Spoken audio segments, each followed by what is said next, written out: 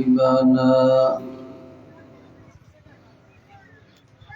ومولانا محمدا عبده ورسوله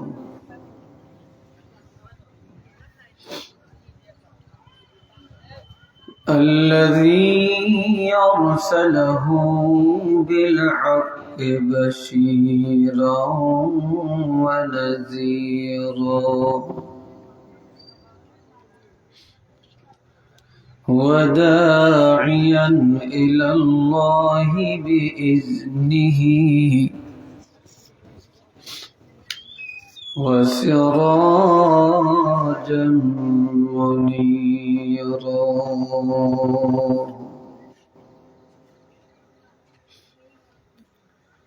أما بعد فأعوذ بالله من الشيطان الرجيم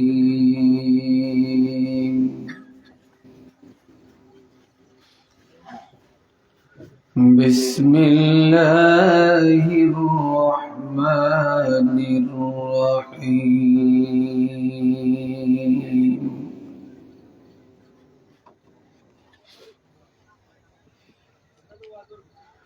ووصينا الإنسان بوالديه حملته أمه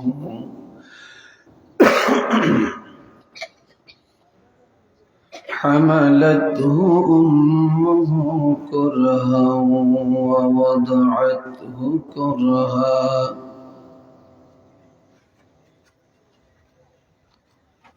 صدق الله العظيم وصدق رسوله النبي الكريم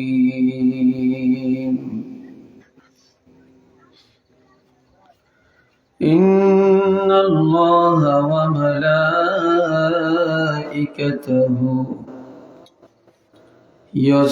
يصلون على النبي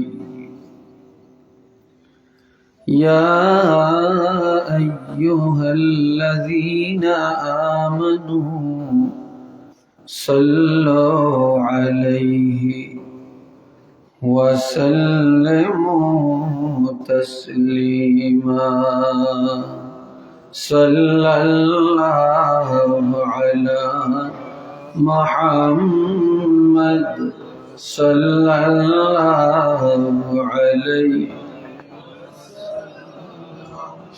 صلى الله على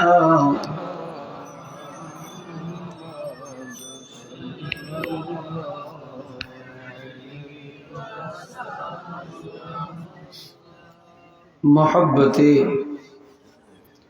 আর একটু গভীর ভালোবাসা দিয়ে একটা আওয়াজ দিয়ে দুরূদ শরীফ পড়ো। দুনিয়াতে সব কাজে বখিলি করা যায় না। নবীর প্রেমে দুরূদ শরীফ তেলাওয়াত করতে যারা কৃপণতা করেন,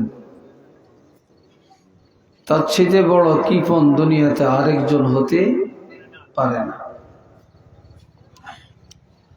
তো সবাই উচ্চ আওয়াজে মহব্বতে পড়ুন।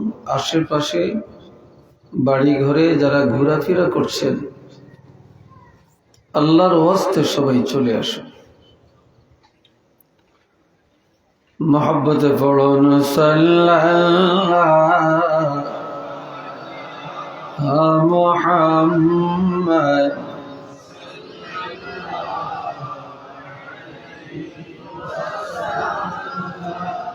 সাল্লাল্লাহু আলা মুহাম্মদ সাল্লাল্লাহু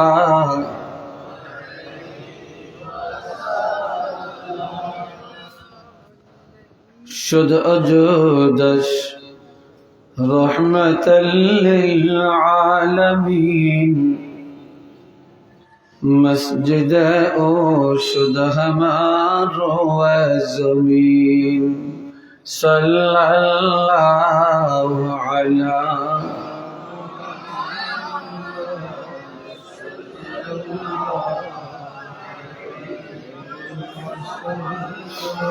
sallallahu ala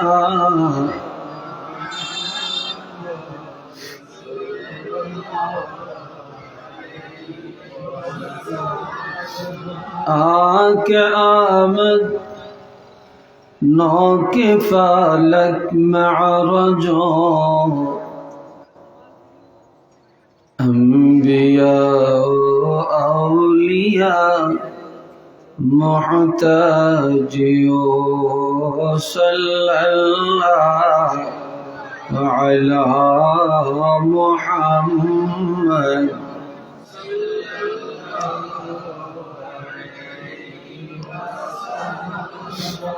सल्लल्लाहु अला मुहम्मद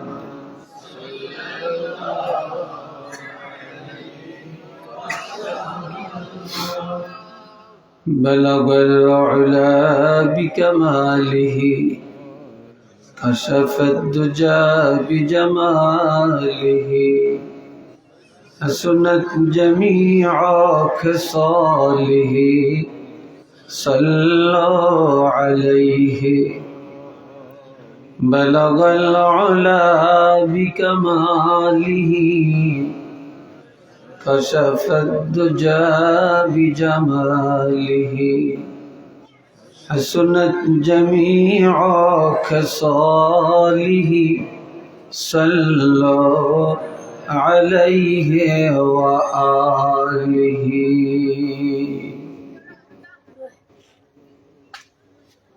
अल्हम्दुलिल्लाह।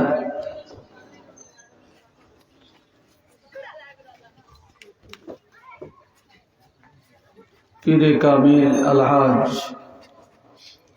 हज़रत मौलाना मुमताज अली रहमतुल्लाहि अलैह 40তম বার্ষিক ইসালে সওয়াব মাহফিলের সম্মানিত সভাপতি হযরত মৌলানা মোহাম্মদ শামসুল ইসলাম খান খতিব মধ্য চাতলগাঁও জামে মসজিদ, হযরত মৌলানা মোহাম্মদ মনির উদ্দিন খতিব উত্তর লস্করপুর জামে মসজিদ, প্রধান আলোচক যিনি এরশাদ নামাজের পর থেকে কিছুক্ষণ আগ পর্যন্ত বা ৯টা পর্যন্ত মূল্যবান আলোচনা উপস্থাপন করেছিলেন প্রখ্যাত আলেমে দ্বীন মুফাসসির কোরআন আলহাজ হযরত মৌলানা জ.ও.ম আব্দুল মুনিম মঞ্জুলালী, অধ্যক্ষ জালালপুর ফাজিল ডিগ্রি মাদ্রাসা। বিশেষ অতিথির মধ্যে আছেন হযরত মৌলানা আব্দুল আজিজ লতিফি সাহেব লাঠিঠিলা, হযরত মৌলানা মুফতি আহসান উদ্দিন সাহেব, অধ্যক্ষ বাবনিয়া হাসিমপুর নিজামী আলী মাদ্রাসা। উপস্থিত হযরত উলামায়ে কেরাম, সামনে বসা এলাকার প্রবীণ মুরব্বিয়ানে কেরাম, কলিজার টুকরা যুবক ভাইয়েরা, ছাত্র বন্ধুরা, পর্দার আড়ালে অবস্থানরতা সম্মানিতা মা ও বোনেরা,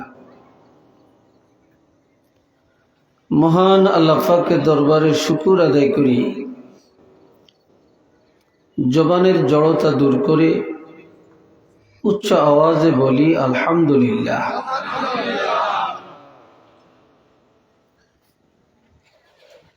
শুকর আদায় করছি যে আল্লাহ পাক আমাদেরকে একটা মনোরম পরিবেশে, রাস্তার পাশে একটা অনুকূল পরিবেশে এই বেহেশতের বাগানে বসার তৌফিক দান করছে। দূর দূরান্ত থেকে অনেকে আসছেন,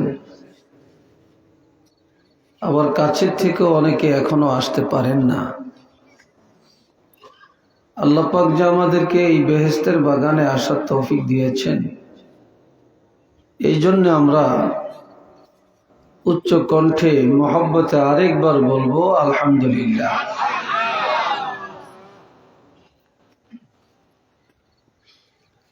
আমরা অনেক মূল্যবান আলোচনা এতক্ষণ শুনছিলাম। ওলামায়ে কেরাম অনেক মূল্যবান আলোচনা রেখেছেন। আমরা যদি ওয়াজকে আমল করতে যাই, কাজে লাগাতে পারি, একজনের আলোচনাই যথেষ্ট। আর যদি কাজে লাগাতে না পারি, আমল না করি, 1 ডজন বক্তার আলোচনাও যথেষ্ট হবে না। শুক্রবারে জুমার মসজিদে খতিব সাহেবরা যে আলোচনাটা করেন, আমরা যদি দিলের কানে শুনি আর আমলে পরিণত করি, তাহলে এই জুমার আলোচনাই আমি যথেষ্ট মনে করি। কিন্তু আমরা কাজে লাগাই না, আমলে পরিণত করি না। আমাদের সমস্যা শুধু এখানে।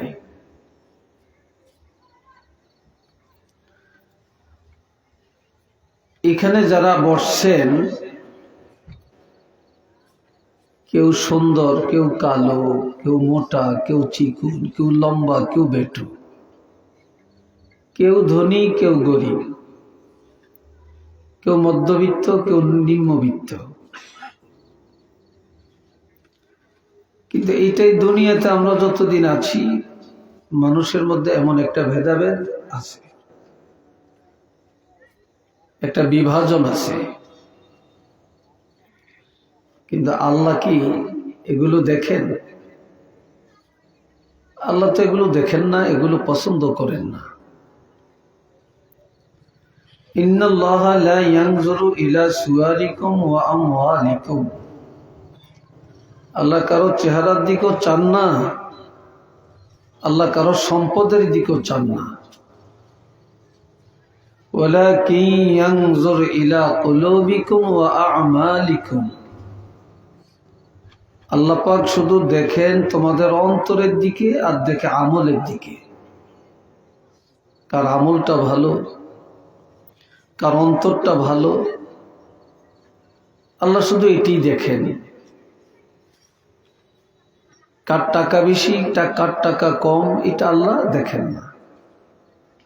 কার বংশ ভালো, কার বংশ ভালো না, এটা আল্লাহ পছন্দ করেন না।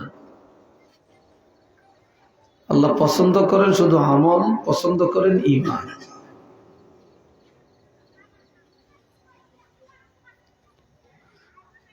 আন-নাসু কুল্লুহুম হালকা ইল্লাল আলিমুন। দুনিয়াতে যত মানুষ আছে সব ধ্বংসপ্রাপ্ত, শুধুমাত্র কেবলমাত্র জ্ঞানীরা রক্ষা পাবে। এখন এই জ্ঞানী বলতে কি? যারা হালাল বুঝে, হারাম বুঝে, জায়েজ বুঝে, না জায়েজ বুঝে, যাদের বিবেকটাকে সঠিক কাজে ব্যবহার করতে জানে, একমাত্র তারা রক্ষা পাবে। আকল তো অনেকের আছে, বিবেক অনেকের আছে, কিন্তু বিবেক অনেকে কাজে লাগাইতে পারে না। কারো বিবেক সিনেমার জন্য, নাটকের জন্য, আর কারো বিবেক মসজিদে যাওয়ার জন্য, 5 ওয়াক্ত নামাজ পড়ার জন্য, সত্য বলার জন্য, সৎ পথে চলার জন্য। কিন্তু বিবেক সবারই আছে, সবাই বিবেক কিন্তু এক কাজে খরচ হয় না। এখানে মাহফিলে এখনো এত জায়গা খালি, এখানে যদি একজন নায়িকা আসতো, একজন নায়ক আসতো, অথবা একজন বড় নেতা আসতো, তাহলে দেখতেন এই জায়গায় এখন ধরতো না। কি ঠিক কিনা বলেন? ধরতো না।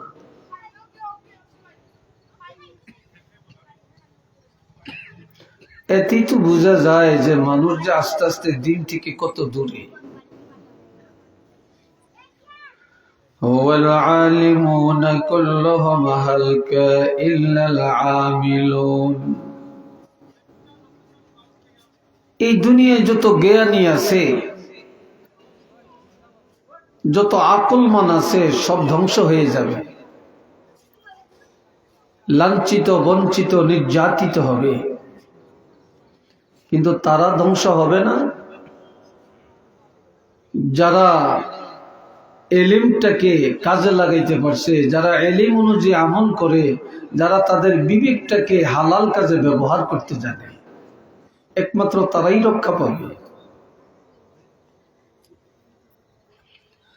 والعاملون كلهم هلك إلا المخلصون। আবার কিছু মানুষ আছে আমল করেও ধ্বংস হয়ে যাবে, ভালো কাজ করেও ধ্বংস হয়ে যাবে। কারো কাজ হয়, আমল হয় আল্লাহর জন্য, আর কারো জিন্দেগির আমলগুলি হয় মানুষকে দেখানোর জন্য, তাই না? যেটাকে বলে রিয়া বা লৌকিকতা। কেউ যদি নামাজ পড়ে মানুষকে দেখানোর জন্য, নামের জন্য, কেউ যদি দান করে নামের জন্য, কেউ যদি ওয়াজ করে নামের জন্য, কেউ যদি মসজিদ করে নামের জন্য, কেউ যদি হজ করে নামের জন্য, মানুষকে দেখানোর জন্য, তাহলে এই ভালো কাজগুলি করেও সে ধ্বংস হয়ে যাবে, সে জাহান্নামে যাবে। আর যারা আমলগুলি করে আল্লাহর জন্য, একমাত্র তারাই জান্নাতে যাবে, তারাই রক্ষা পাবে।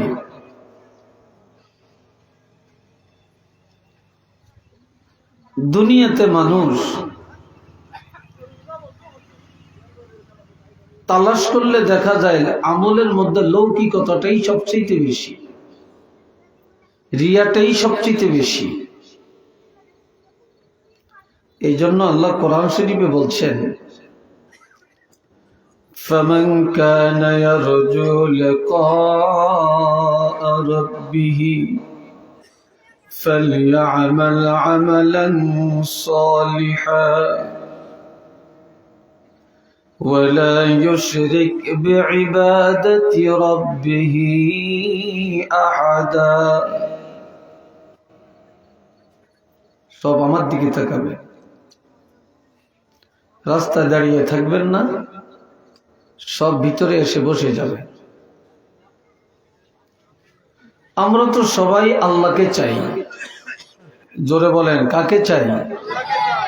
আওয়াজটা ভালো হইছে না। আমরা কাকে চাই? আমরা এখানে আসছি কার জন্য? আল্লাহর জন্য, আল্লাহকে পাওয়ার জন্য। আর আমাদের পথে আল্লাহ পাক বলছেন, যারা তাদের চলা ফিরা, উঠা বসা, লেনদেন, খাওয়া দাওয়া সবকিছুতে আল্লাহর দিদারের আশা রাখে, যে আল্লাহর সাথে সাক্ষাৎ হবে, এই কামনা যারা করে, তাদের উচিত তারা যেন নেক আমল করে। কোন আমল? নেক আমল। তারা যেন ভালো কাজ করে, সুন্নত তরিকায় আমল করে।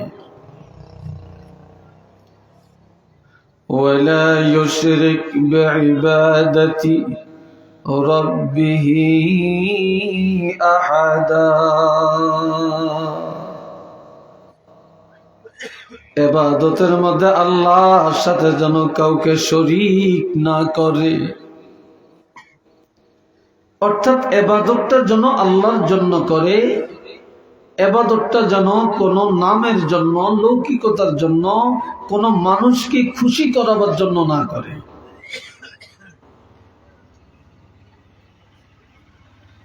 কিয়ামতের ময়দানে আল্লাহ তিন ব্যক্তিকে ডাক দিবেন। একজন শহীদ, একজন কারি, একজন দানকারী। শহীদ যে ইসলামের জন্য শাহাদাত বরণ করছে, একজন কারি যে সুন্দরভাবে কোরআন তেলাওয়াত করতে জানে,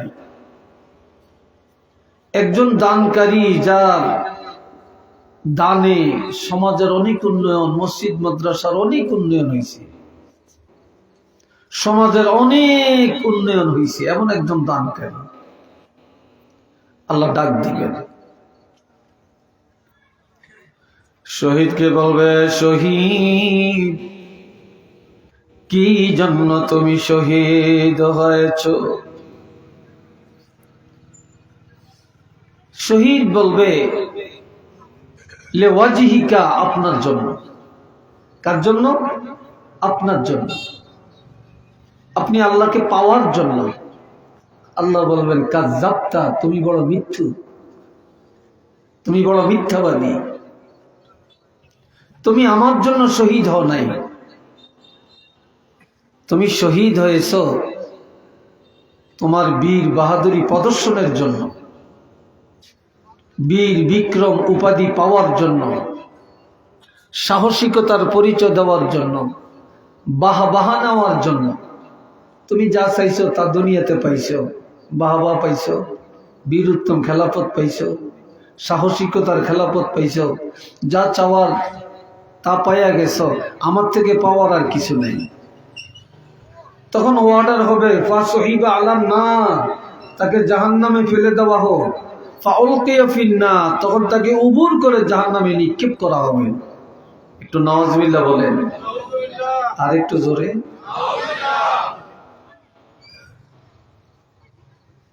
তারই সবটাকে ডাক দিবেন, এ কাজী সাহেব, এত চমৎকার ভাবে কোরআন শরীফ পড়লার কারণটা কি? অনেক কারি সাহেবরা দেখবেন কানে ধরিয়া কেরাত পড়ে, মাশাআল্লাহ খুব সুন্দর। আবার অনেক কারি সাহেবরা এখন এমন কেরাত পড়ে শ্রোতারা আল্লাহু আকবার কে চিল্লিয়ে উঠে, ঠিক কিনা? চিল্লিয়ে উঠে, বেশ ভালো শ্রুতি মধুর আওয়াজ। আর এই তেলাওয়াতটা যদি আল্লাহর জন্য হয়, নূরুন আলা নূর, ভালোর উপরে ভালো। আবার অনেকে দেখা যায় পুরস্কার পাওয়ার আশায়, বাহবা পাওয়ার আশায়, প্রথম স্থান অধিকারের আশায় এটা করে। আজকাল অনেক বক্তা হুজুররাও ওয়াজের মাঠে উঠা এমন কেরাত পড়ে, আল্লাহ মাফ করো, জানি না অন্তরে কি আছে। আবার শ্রোতারা যদি জোরে আল্লাহু আকবার গিয়ে চিল্লিয়া না উঠে, মন খারাপ হয়ে যায়, ঠিক কিনা? মনটা খারাপ হয়ে যায়, চিল্লি আল্লাহু আকবার বলতে হয়। এরপরে কানে ধরিয়া তো কত এমি হিমি অমি কত কিছু যে করে, ঠিক নাই, হিসাব নাই। আর এইগুলাকে আমরা আবার একদলে পছন্দ বেশি করি, ঠিক না? পছন্দ বেশি করি। আপনারা ওই দিকে চাচ্ছেন কেন? আমার দিকে চান। আল্লাহ ডাক দিয়া বলবেন, কারি সাহেব কি জন্য এত সুন্দর কোরআন পড়ছো? কারি সাহেব বলবে, আল্লাহ আপনাকে পাওয়ার জন্য, লেওয়াজিহিকা, আপনার সন্তুষ্টির জন্য। আল্লাহ বলবেন, এই কারি সাহেব, কাযযাবতা, তুমিও মিথ্যাবাদী। আমি আল্লাহকে রাজি করার জন্য কোরআন পড়ো নাই, তুমি অহংকার প্রদর্শনের জন্য, বাহবা নেওয়ার জন্য, পুরস্কার অর্জনের জন্য তুমি কোরআন পড়েছ। মানুষ তোমাকে বড় কারি বলবে, সুন্দর কেরাত বলবে, এতে তুমি পুরস্কার পাইবা, সুনাম বাড়বে, সুখ্যাতি বাড়বে। তো যা চাইছো তা তো দুনিয়াতে পাইয়া গেছ, আমার কাছে পাওয়ার আর কিছু নাই।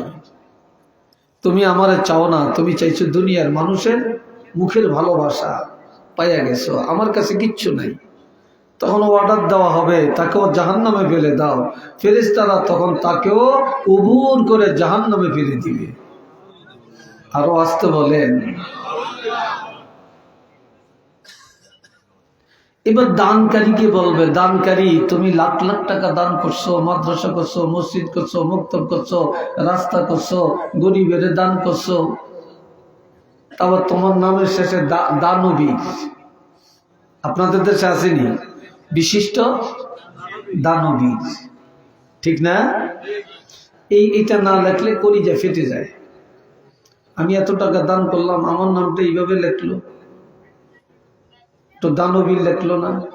এটার উদ্দেশ্য, এতে দান করবে, সুনাম বাড়বে, সুখ্যাতি বাড়বে, এতে সভাপতি বানাবে, মসজিদ কমিটির বড় পদে রাখবে, সমাজের মধ্যে একদিন মেম্বারিক দাঁড়াইলে আর একদিন চেয়ারম্যানের খাড়াইলে এতে বিনা কন্টেস্টে পাশ করিয়ে যাইব।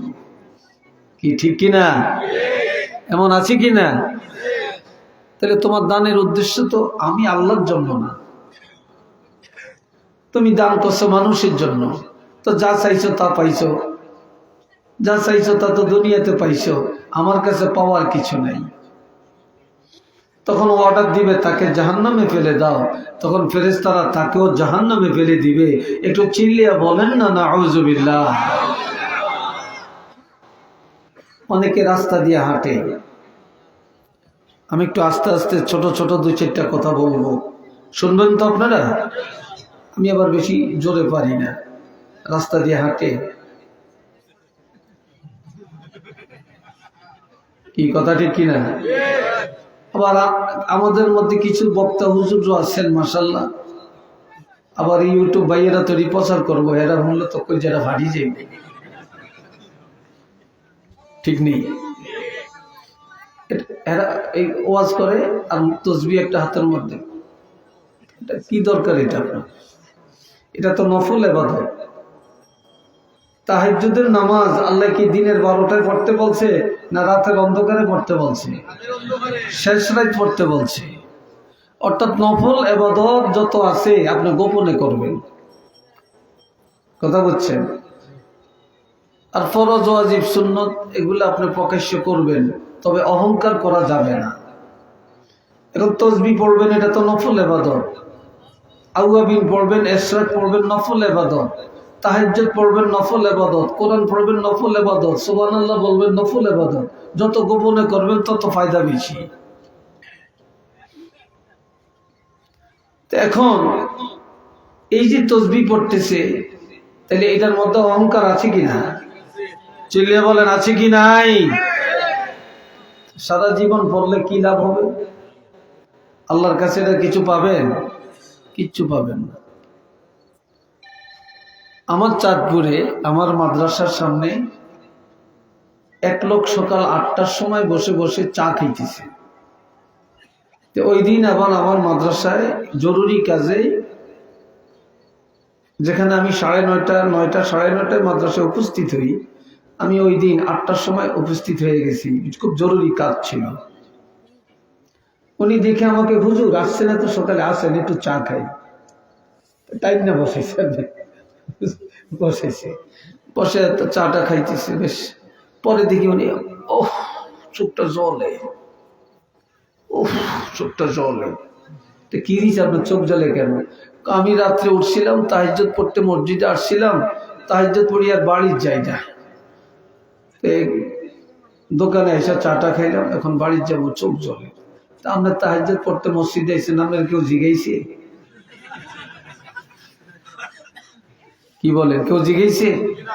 আপনার বলার দরকারটা কি? তাহলে বুঝাইছেন আপনি এলাকার মধ্যে বড় একজন আবেদ, আপনি তাহাজ্জুদ গুজার, আপনি একজন দরবেশ, আপনি একজন ওলি, নাম ফুটাইতে নিয়েছেন। কি কথা ঠিক কিনা বলেন? নাম ফুটাইতে নিয়েছেন। নাম ফুটানোর লাই সারা জীবন আপনি তাহাজ্জুদ পড়লে আপনি তাহাজ্জুদ গিয়া কি পার হইতে পারবেন? পারবেন না। আল্লাহ আপনাকে তৌফিক দিছে, আপনি হজ করবেন, উমরা করবেন, মনে চাইছে মদিনায় যাবেন, মক্কা শরীফ যাবেন, এটা তো ভালো কথা, ঠিক না? কয়জনের ভাগ্যে আছে মক্কা শরীফ যাওয়া আর মদিনা শরীফ যাওয়া? আপনি পাসপোর্ট একটা করছেন, যে এখন ইমাম সাহেব হুজুর দোয়া করিয়েন, পাসপোর্ট করছি, আমরা হাজবেন্ড ওয়াইফ যাই। কি ঠেলা! একটু নাউজুবিল্লাহ কর না, কথা ঠিক কিনা? আবার অনেক ইনশাল্লাহ বিষয় করছি হুজুর উমরা যাব, আমাকে ফ্যামিলির আমরা 4 জন যাব ইনশাল্লাহ, দোয়া করিয়েন। এখন আপনি হজ করে আসছেন, আপনার নামের শেষে আলহাজ লিখতে হবে কেন? হাজি লিখতে হবে কেন? হাজির বাড়ি লিখতে হবে কেন? হাজির মার্কেট লিখতে হবে কেন? তাহলে বুঝে গেল আপনার মার্কেটের নাম ফুটানোর জন্য, বাড়ির নাম ফুটানোর জন্য, আপনার নামের আগে হাজি বসানোর জন্য আপনি হজ করছেন। আপনার হাজি না কইলে, আলহাজ না কইলে কইটা ফেটে যেতেছে, তাহলে আপনি কোন পদের হাজি সাহেব হইলেন? কি কথা ঠিক কিনা? আপনার নামাজ পড়ছেন, নামাজি বলা হয় না। আপনার রোজা রাখছেন, রোজাদার বলা হয় না। আপনি হজ করছেন, আপনাকে হাজি বলতে হবে। কি কথা ঠিক না? আপনাকে হাজি বলতে হবে কেন? আবার হজ করতে যাবেন, আপনি প্রচার করেন, দোয়া করেন, যাইতে আসি, এমি যাই হেমি যাই, ওইতেরে জানায়, হিতেরে জানায়, ওইতেরে জানায়। আবার যেদিন বিদ্যা হইয়া যাবে সেদিন সব 14 গোষ্ঠী দাওয়াত দেয়, গরু কাটিয়ে খাওয়ায়। কি কথা ঠিক কিনা? তা আপনার নামাজ যেমন ফরজ, হজ যেমন ফরজ, তারপরে নামের জন্য এটা করেন কেন? তাহলে এই নামের জন্য যদি আপনি হজ করেন, ওইখান সবই দিকে তাকিয়ে বেশি আশ্চর্য লাগে, আপনাদের খুব খারাপ লাগে। এটা আপনারা কেন চাবেন ওইদিকে আমাকে বলেন? এই গেটে কি আছে বলেন? কোন জিন আছে না ভূত আছে? এটা তো আশ্চর্য না। আমার কথা বুঝেন না? না আমার কথায় কোনো আপনাদের দুঃখ লাগে? তো এইভাবে যদি আপনি জীবন ভর কয় ইনশাল্লাহ হুজুর দোয়া করিয়েন যে এই 30 বার হজ করছি, এইবার গেলে 31 বার হইব। এই কথা ঠিক কিনা? আবার কমনকে 40 বার হজ করছে, আপনি নামের জন্য না করছেন। আপনি 40 বার না, আপনি 80 বার হজ করেন, নামের জন্য যদি করেন, এই হজ দিয়া কি আপনি জান্নাতে যাইতে পারবেন? পারবেন না। এই জন্য প্রত্যেকটা ইবাদত অল্প হোক, যদি ইখলাসের সাথে করেন, আল্লাহর জন্য করেন, কসম আল্লাহ, এই অল্প ইবাদতে আপনি জান্নাতে যাইতে পারবেন। আপনি জান্নাতে যাইতে পারবেন। আমাদের মধ্যে তো এগুলো নাই। এ ভাইরা রে আমার, এই দুনিয়ায় 2টা জিনিসের লোভ, 2টা জিনিসের লোভ মানুষকে ধ্বংস করে দিয়েছে। কয়টা? 2টা। একটা হলো সন্তান, আরেকটা হলো সম্পদ। এই জন্য আমার আল্লাহ বলেন, ইয়া আইয়ুহাল্লাযীনা আমানু লা তুলহিকুম আমওয়ালুকুম ওয়ালা আওলাদুকুম আন যিকরিল্লাহ ওয়া মান ইয়াফআল যালিকা ফাউলাইকা হুমুল খাসিরুন। ও ঈমানদারেরা, তোমরা হালাক হবে না, ধ্বংস হবে না, জাহান্নামী হয় না তোমাদের সম্পদের কারণে আর সন্তানের কারণে। আল্লাহর ইবাদত থেকে গাফেল হয় না, বঞ্চিত হয় না। সম্পদের পিছনে দৌড়াইয়া সন্তানের মহব্বতে পড়ে যারা দুনিয়াদার হয়ে যায়, আল্লাহকে ভুলে যায়, ইবাদত ভুলে যায়, অহংকারের সীমা লঙ্ঘন করে ফেলে, ফাউলাইকা হুমুল খাসিরুন। আমার আল্লাহ বলেন তারাই ক্ষতিগ্রস্ত, তারাই জাহান্নামী, তারাই লাঞ্ছিত। একটু চিল্লে বলেন নাউযুবিল্লাহ।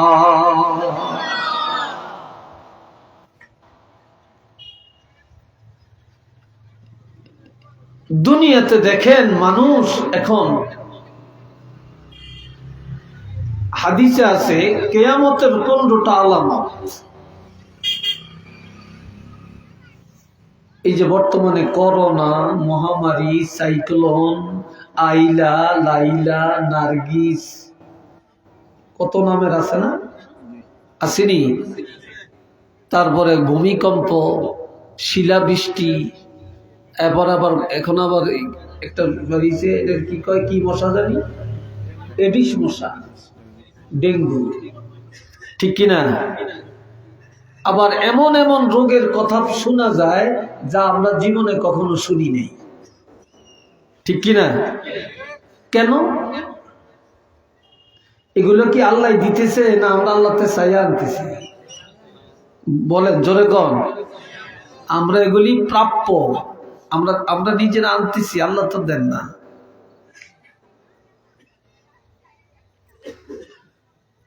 আমার রাসূল বলেন, ক্বালা রাসূলুল্লাহ সাল্লাল্লাহু আলাইহি ওয়াসাল্লাম, ইযা তুখিযাল ফাইউ দাওলা, যখন দেখবে মানুষ সারাক্ষণ ধনের পিছনে দৌড়ায়, টাকার পিছনে দৌড়ায়, অট্টালিকার পিছনে দৌড়ায়, এটা হালাল না হারাম চিন্তা করে না, জায়েজ কি না জায়েজ এই চিন্তা করে না, এই টাকা বৈধ না অবৈধ এটা চিন্তা করে না, এই উপার্জনে আমি জান্নাতে যাব না জাহান্নামে যাব, আল্লাহ খুশি হবেন না বেজার হবেন এই চিন্তা করে না, খালি টাকার পিছনে দৌড়ায়।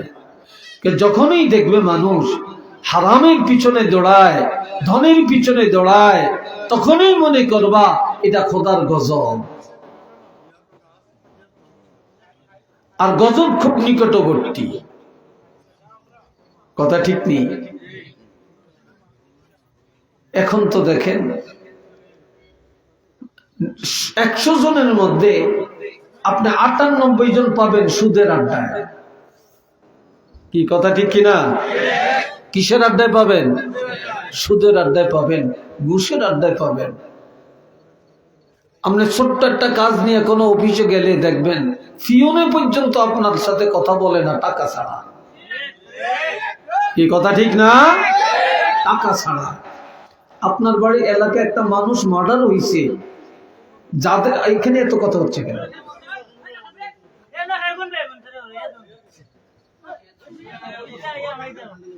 শুনেন, একটা মানুষ মারা গেছে, যাদের মানুষ মারা গেছে তারা বিপদে আছে না, তারা কষ্টে আছে না, শোকে আছে না।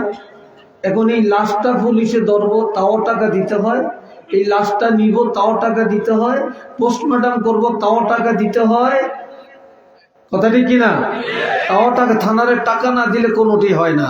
তাইলে আপনারা বেটারা মানুষও হারাইলো, আবার আপনারা হাত পাইতে রয়েছেন, ভিক্ষার হাত পাইতে রয়েছেন ঘুষ খাওয়ার জন্য। কোথায় আছি আমরা বলেন? আপনি একটা রুগী নিয়ে হসপিটালে গেছেন, সেখানে পর্যন্ত আপনি একটা সিট পাইতেছেন না, টাকা দিলে সিট আছে, কি ঠিক কিনা ভাই?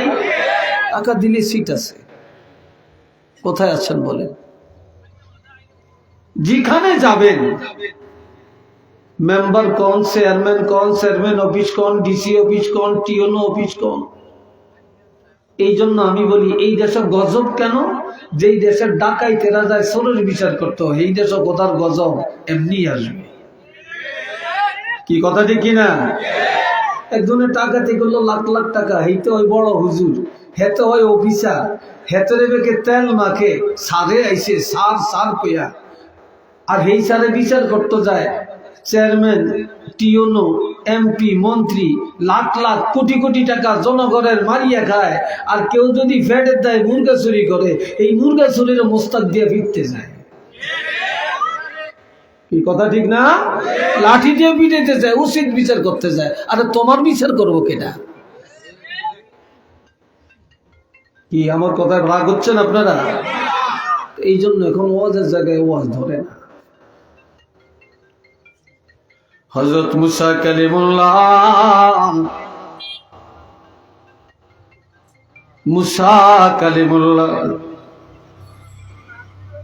আল্লাহকে জিজ্ঞাসা করলেন, আল্লাহ অমক বংশের মধ্যে গোত্রের মধ্যে অন্যায় করলে দুই একজনে করছে, হাজার হাজার মানুষকে আপনি কি কারণে ধ্বংস করলেন? আপনি কেন ধ্বংস করছেন? আল্লাহ কয় তোমার এটা জবাব দিব। তুমি পাহাড়ে আসো, পাহাড়ের কাছে পাথরে উঠো। পাথরে উঠছি। লাল পিঁপড়া আছে না, লাল পিঁপড়া খুব বিষাক্ত। এই লাল পিঁপড়া মুসা আলাইহিস সালামের পাই দিয়া উঠা দুই একটা কামড় শুরু করছে। এখন পিঁপড়া উঠছে অনেকগুলি, কামড় দিছে একটা দুইটায়, একবারে ডলা দিয়া চাপা দিয়া সব দিন মেরে ফেলছে। মুসা কয় আল্লাহ তুমি না বলছ জবাব দিবা, তুমি এখনো জবাব দাও না কেন? কয় মুসা তুমি যে পাথরে দাঁড়াইছিলা, লাল পিঁপড়া কামড় দিছে। কয়টা পিঁপড়া কামড় দিছে? দুই একটা। মারছ কয়টা? অন্ত মুসে কান সজাগ হয়ে গেছে, কইছে জবাব পাইয়া গেছি আল্লাহ। কামড় দিছে দুইটায়, তুমি মারছ কয়টা? এই দুনিয়াতে সবাই সুদ খায় না, সবাই ঘুষ খায় না, সবাই মিথ্যা বলে না, সব বেনামাজি না, সব দায়ুস না। কিন্তু এদের অন্যায়ের কারণে যারা নামাজি, যারা হালাল খায়, আর যারা ইমানদার, তারাও শাস্তি পাওয়া যায়। কথা ঠিক কিনা বলেন? তারাও শাস্তি পাওয়া যায়। জাতিরা, আপনারা তো বিপদে পড়লে হুজুর একটু দোয়া করিয়েন, আমরা স্টেজ থেকে নামলে মাথাটা গিয়ে হুজুর। কি কথা ঠিক কিনা? কথা ঠিক কিনা? একটু ভু দিয়ে দেন, একটু হাতটা বলিয়ে দেন, হেতে নামাজ পড়ে না। কি কথা ঠিক না? এতে হালাল খায় না, এতে এতে মা বাপের লোকে ভালো আচরণ করে না। কয়েকদিন মাথাটা একটু বলিয়ে দেন, একটু ভু দিয়ে দেন। আমরা ফু দিলে কি লাভ দইব? কি আমার কথাটি বুঝতেছেন আপনারা? বন্ধুরা রে আমার, হযরত মুসা কালিমুল্লাহর কাছে যে দোয়া চাই, হুজুর আপনি আল্লাহর পয়গাম্বর, একটু দোয়া করেন, বৃষ্টি হয় না, জমিনে ফসল হয় না, বড় মুসিবতে আছি, আপনি দোয়া করেন। আপনি পয়গম্বর, আপনি দোয়া করলে আল্লাহ কবুল করবেন। হযরত মুসা কালিমুল্লাহ দোয়া করেন, দোয়া কবুল হয় না। রহমতের বৃষ্টি আমার আল্লাহ পাঠান না। মুসা আল্লাহর কাছে বলে, আল্লাহ গো, তুমি কি কারণে আমার দোয়া কবুল করো না? মুসা নবী যখন জিজ্ঞাসা করলেন, আল্লাহ বলে, মুসা তোমার দোয়া কবুল হবে, তবে এলাকার মধ্যে যায় ভালো ভালো পরহেজগার দেখে দেখে 40 জন ইমানদার নিয়ে পাহাড়ে আসো। এই 40 জন নিয়ে যখন দোয়া করবা, তখনই আমি আল্লাহর দরবারে কবুল হয়ে যাবে। আরো আস্তে কর, আর একটু চিল্লিয়া কর। এইবার এলাকায় যাইয়া আমল্লান হুজুর এল্লান আমনু গেলাম সাইয়া সাইয়া, একবারে দেখে দেখে বেছে বেছে পরহেজগার তাকওয়াবান আল্লাহওয়ালা দেখা 40 জন নিয়ে পাহাড়ে গেছে। কয়জন? 40 জন পরহেজগার লোক নিয়ে। এই 40 জনের সহ আমার আল্লাহর দরবারে দোয়া করেন, এখনো দোয়া কবুল হয় না। নবীরা দোয়া করলে দোয়া কবুল হয়েছে কি হয় না, আল্লাহর সাথে সাথে জানিয়ে দিতেন। আমার আল্লাহ বলে, মুসা তুমি পয়গম্বর, এটাও ঠিক, 40 জন নিয়ে পাহাড়ে আসো, এটাও ঠিক, মুনাজাত করেছো, এটাও ঠিক, তবে আমি দোয়া কবুল করতে পারি না একটা কারণে। কয় সেটা কি? এই 40 জনের মধ্যে একটা মুনাফেক আছে। কয়টা মুনাফেক? জোরে কর না রে ভাই। কুলাউড়া তু বুঝলে কোনো মুনাফেক নাই, কি আছে? হ্যাঁ, একটা মুনাফেক এই 40 জনের মধ্যে। এই একটা মুনাফিকের কারণে তুমি পয়গম্বরের দোয়া আমি আল্লাহর কাছে কবুল হইতেছে না। একটু নাউজুবিল্লাহ জোরে কর না। কয়টা মুনাফিক? একটা মুনাফিক। দুনিয়াতে এই মোমেন চিনা যায় তার চরিত্রের মাধ্যমে, মুসলমান চিনা যায় তার মুসলমানি আচরণের মাধ্যমে, মুশরিক চিনা যায় শিরকের মাধ্যমে, কাফের চিনা যায় কুফরির মাধ্যমে, কিন্তু মুনাফিক চিনা যায় না। মুনাফিক চিনা যায় না। এই একটা মুনাফিক থাকার কারণে দোয়া কবুল হয় না। মুসা নবী গো, মুনাফিকটাকে সরিয়ে দাও, দোয়া কবুল হয়ে যাবে। হযরত মুসা নবী কয়, এই মুনাফিককে যা, তোর লাই দোয়া কবুল হয় না, এলাকায় রহমতের বৃষ্টি হয় না, আমি পয়গম্বর, আমার মুনাজাত পর্যন্ত কবুল হইতেছে না। আচ্ছা মুনাফিক এই সময় যাইব? জোরে কোন যাইব নি? এটা দাঁড়াইলেই তো ধরা খেয়ে যাইব। ফিটা কোনার মাড়ি পড়ত না, তুলা বানিয়ে লেগো ফিটিয়া। কথা ঠিক কিনা? হ্যাঁ, এটা দাঁড়ায়ও না, যায়ও না। এখন মুনাফিক চিনা গেছে নি? চিনা যায় না। আল্লাহ কি বলছে? একটা মুনাফিক। এখন 40 জনে চিন্তায় পড়ে গেছে, আল্লাহ কারে মুনাফিক বলছে। কে জানি আমরা আল্লাহর কাছে মুনাফিক। আমিও বলি মনে হয় আমি আল্লাহর কাছে পাপী, উনিও বলেন মনে হয় আমি আল্লাহর কাছে পাপী, আপনিও বলেন মনে হয় আমি আল্লাহর কাছে পাপী। এইভাবে 40 জন সব সেজদায় পড়ে পাহাড়ের মধ্যে কান্দে আর তওবা করে, আল্লাহ তোমার দরবারে আমি হয়তো পাপী, আমার পাপের কারণে জাতি কষ্ট পায় রে আল্লাহ, তুমি আমাকে মাফ করে দাও। এইভাবে 40 জন সেজদায় যায় যখন তওবা শুরু করে, নিজের অপরাধ স্বীকার করে, আল্লাহর কাছে কান্নাকাটি করে। এই সাথে যে লোকটা মুনাফিক তারও তওবা হয়ে গেছে। আমার আল্লাহ ডাক দিয়া কয়, মুসা মাথা উঠাও, মাথা উঠাও, বাড়ি ঘরে চলে যাও। একটা মুনাফিকের কথা জানিয়ে দিয়া এই 40 জনের আমি আল্লাহ এমন তওবা করাইলাম, এই সাথে মুনাফিক তারও তওবা হয়ে গেছে। আমি আল্লাহর দরবারে তোমাদের মুনাজাত কবুল হয়ে যাবে।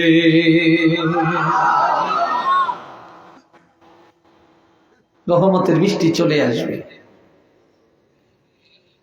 এখন তো আজকাল এত অশান্তি দুনিয়াতে, এত ফিতনা, এত বিপদ, এত মুসিবত, কেন রে ভাই? আমাদের পাপের কারণেই তো। এ ভাইরা রে আমার, নামাজ পড়া ফরজ, রোজা রাখা ফরজ, হজ করা ফরজ, যাকাত দেওয়া ফরজ। পর্দা করা কি? জোরে কর, আরেকটু জোরে বলেন। ব্যাগ ফরজ কিছু কিছু আছে, পর্দা ফরজ নাই, ঠিক কিনা? পর্দা আছে মাশাআল্লাহ, ঘরের জানালা তো আছে, দরজা তো আছে, কথা ঠিক কিনা? খুব হাই ফাই কাপড়ের পর্দা। হাকিকত পর্দা কি আছে নাকি? আছে? নাই। আর দুনিয়াতে ছেলেরা এত খারাপ কেন? যুবকরা মুরব্বী মানে না কেন? মা বাপ মানে না কেন?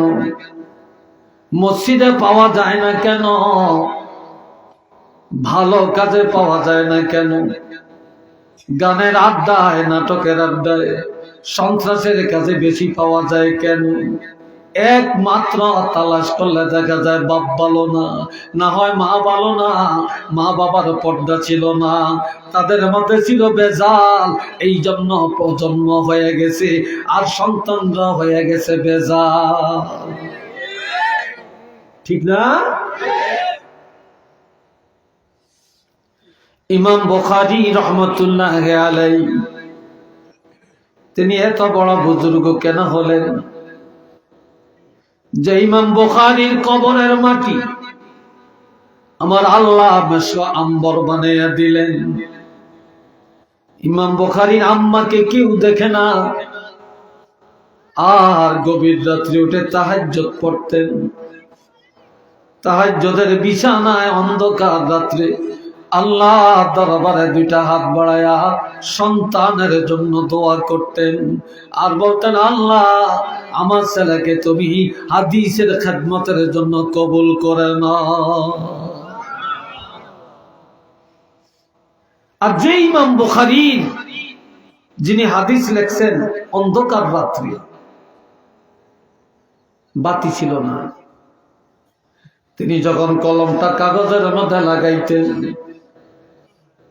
ইমাম বুখারী কপালের মধ্যে আর কলমের মাথায় মদিনা থেকে একটা নূরের প্রকাশ আসতো। ওই নূরের আলোর মধ্যে হাদিস লেখার কাজ শেষ করে দিতে। জোরে করেন আল্লাহু আকবার।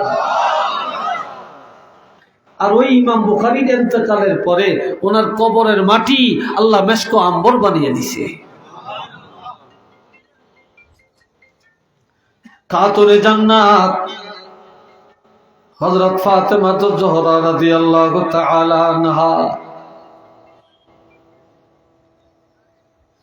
আল্লাহর হাবিব বললেন, ফাতেমা তুমি কান্নাকাটি করিও না, চিন্তা করিও না, আমার ইন্তেকালের পরে সর্বপ্রথম তোমার সাথে সাক্ষাৎ হবে। 6 মাস পরে যখন অসুস্থ হয়ে গেলেন, কি আর এরকম করে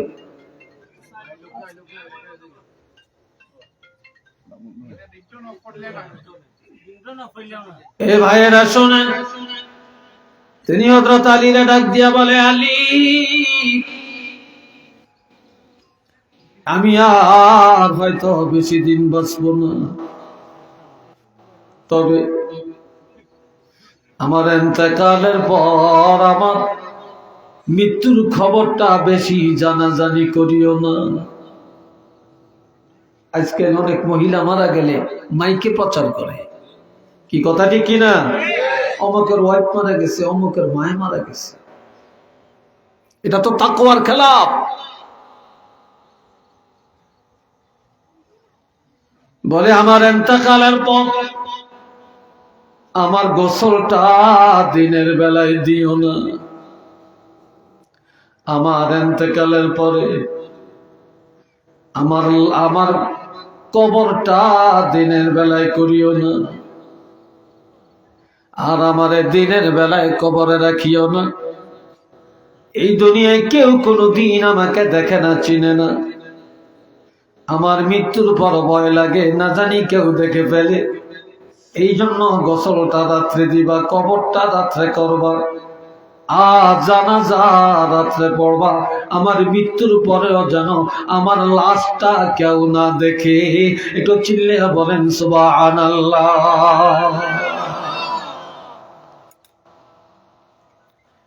সব ওসিয়ত পুরা হয়ে গেল। খাতুনে জান্নাতের ইন্তেকালের পরে জান্নাতুল বাকিতে যখন লাশ নিয়ে যায় গভীর রাত্রে, আল্লাহর হুকুমে আরো 6টা মহিলার লাশ একই রাত্রে চলে আসছে। আরো 6 জন মহিলা মারা গেছে, একই রাত্রে জান্নাতুল বাকিতে মাটি দেওয়ার জন্য লাশ নিয়ে আসছে। একই রাত্রে 7টা কবর হয়েছে। কয়টা কবর? এই জন্য আপন জনেরা জানেন খাতুনে জান্নাতের কবর কোনটা, কিন্তু বেগানা পুরুষ যারা কেউ বলতে পারবে না এই 7টা কবরের মধ্যে কোন কবরটা ফাতেমার কবর, কোন কবরটা। তবে পরিচয় কিভাবে পাওয়া গেল? একটা একটা করে কবরের কাছে যায়, কিন্তু কোনো গ্রাম নাই, কোনো সিমটম নাই। খাতুনে জান্নাতের কবরের কাছে যে যখন দাঁড়ায়, তখন কবরের মাটি থেকে মেশক আম্বরের গ্রান বা সুবাস শুরু হয়ে যায়। এই সুবাস দেখিয়া মানুষ সিদ্ধান্ত নেন এটাই ফাতেমার কবর। এটা চিল্লে বলেন না সুবহানাল্লাহ।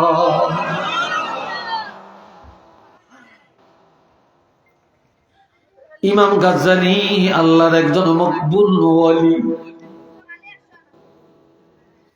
এই ওলি আল্লাহ মরুভূমির জমিনে হাঁটাহাঁটি করেন। আসরের নামাজের টাইম হয়ে গেল, নামাজ আদায় করবে না, পানি নেই। পর্দার আড়াল থেকে একটা যুবতী মেয়ে ডাক দিয়া বলে, আল্লাহর ওলি কি চান? আল্লাহর ওলি বলে, মা আমি পানি চাই, আমি ওযু করব, নামাজ আদায় করব। মেয়েটা বলে, হুজুর আমাদের বাড়ির পূর্ব দিকে একটা পুষ্করী আছে, আপনি একটু দেখেন এটাতে পানি আছে কিনা। কিন্তু পানি নাই, মেয়েটা জানে। যে দেখে পানি নাই, এসে বলে, মা পানি তো নাই গো মা। বলে, আল্লাহর ওলি ইমাম গাজ্জালী যেখানে আছেন সেখানেই থাকেন, দাঁড়ান, পানি পাবেন। মেয়েটা দৌড়াইয়া যায়, শুকনো পুষ্করির মধ্যে 3 বার একটু থুতু নিক্ষেপ করেন। থুতু নিক্ষেপ করার সাথে সাথে ওই পুষ্করির তলা দিয়া পানির জোয়ার এসে যায়। মুহূর্তের মধ্যে পুরা পুষ্করি পানিতে ভরপুর হয়ে যায়। আরেকটু জোরে কন্যা রে ভাই। ওই পানি দিয়া আল্লাহর ওলি ওযু করলেন, নামাজ আদায় করলেন। নামাজ পড়ে চিন্তা করে, আমি এত ইবাদত জীবনে করলাম, আমি তো এত বরকত অর্জন করতে পারি না। আর এই মেয়েটা এমন কি আমল করে যার কারণে তার থুতুর মধ্যে এত বরকত। ঘরের পাশে এসে ডাক দিয়া বলে, মা এমন কি আমল করো গো মা, যার কারণে তোমার থুতুর মধ্যে এই বরকত। মেয়েটা ডাক দিয়া বলে, গো আল্লাহর ওলি আমি তেমন কিছু করতে পারি না, তবে 5টা কাজ আমি ছাড়ি না। কয়টা? আরো আস্তে কর, যুবকরা জোরে বলো, 5টা কাজ আমি ছাড়ি না।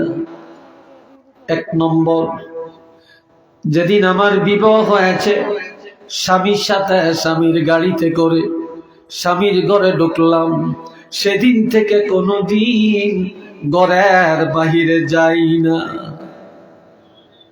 ঘরের বাহিরে যাই না।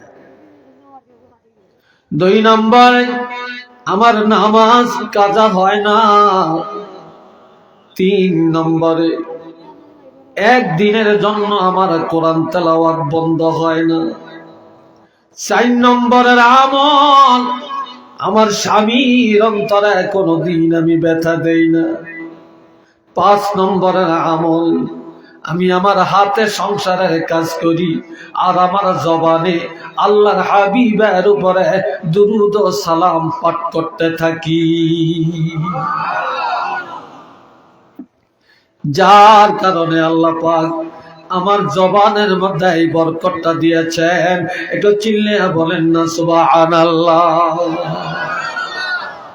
আর বর্তমানে আমাদের মায়েরা শিক্ষায় বেশি, জ্ঞানে বেশি, সার্টিফিকেট বেশি, ভদ্র বেশি, মাশাআল্লাহ, কিন্তু এরা থুতু বালাইলে পাইবেন নাকি?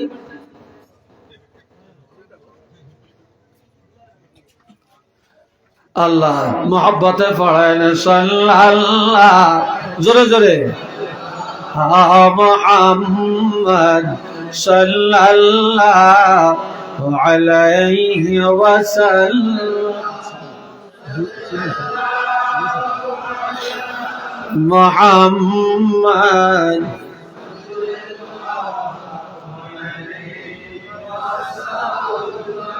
আরো জোরে সাল্লাল্লাহু আলা মুহাম্মদ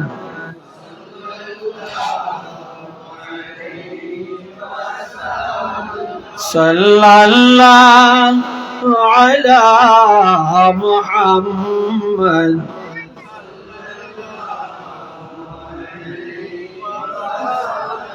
সবাই মহব্বতে বলেন আলহামদুলিল্লাহ, আরেকবার বলেন আলহামদুলিল্লাহ।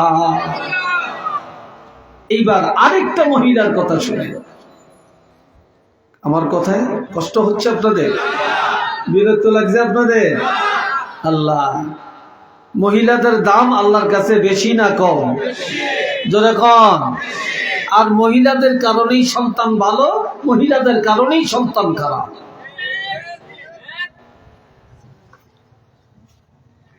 এই বাবাজিরা রে আমার, আমিরুল মুমিনিন হযরত ওমর ফারুক রাদিয়াল্লাহু যখন খলিফা হলেন, তিনি খলিফা হয়া রাস্তায় রাস্তায় অন্ধকার রাত্রে হাঁটাহাঁটি করেন, আর ঘুরিয়া ঘুরিয়া দেখেন তার দেশের কোন মানুষ সুখে আছে আর কারা আছে দুঃখে, কে সুখে কে দুঃখে ঘুরে ঘুরে তালাশ করে দেখতেছে। গভীর রাত্রে অনেক দূরে নজর করে দেখে একটা আলো দেখা যায়। কি দেখা যায়? চিল্লিয়া বলেন, আলো দেখা যায়।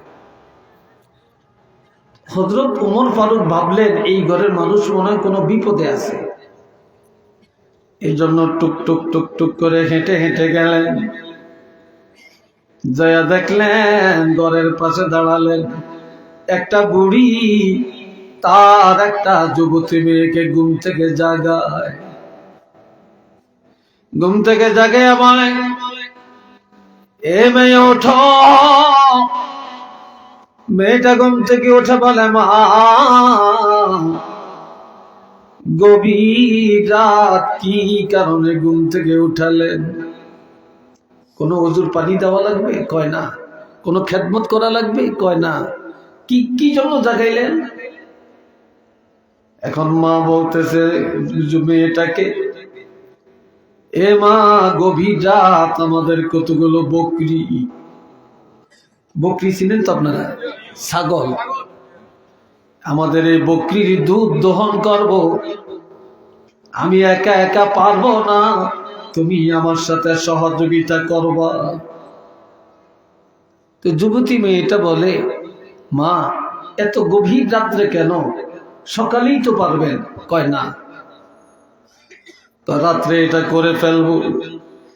আজকে দিনের বেলায় বকরিকে ভালো খানা দিতে পারি না, ভালো খাবার খাওয়াতে পারি না, যার কারণে আজকে দুধ কম হতে পারে।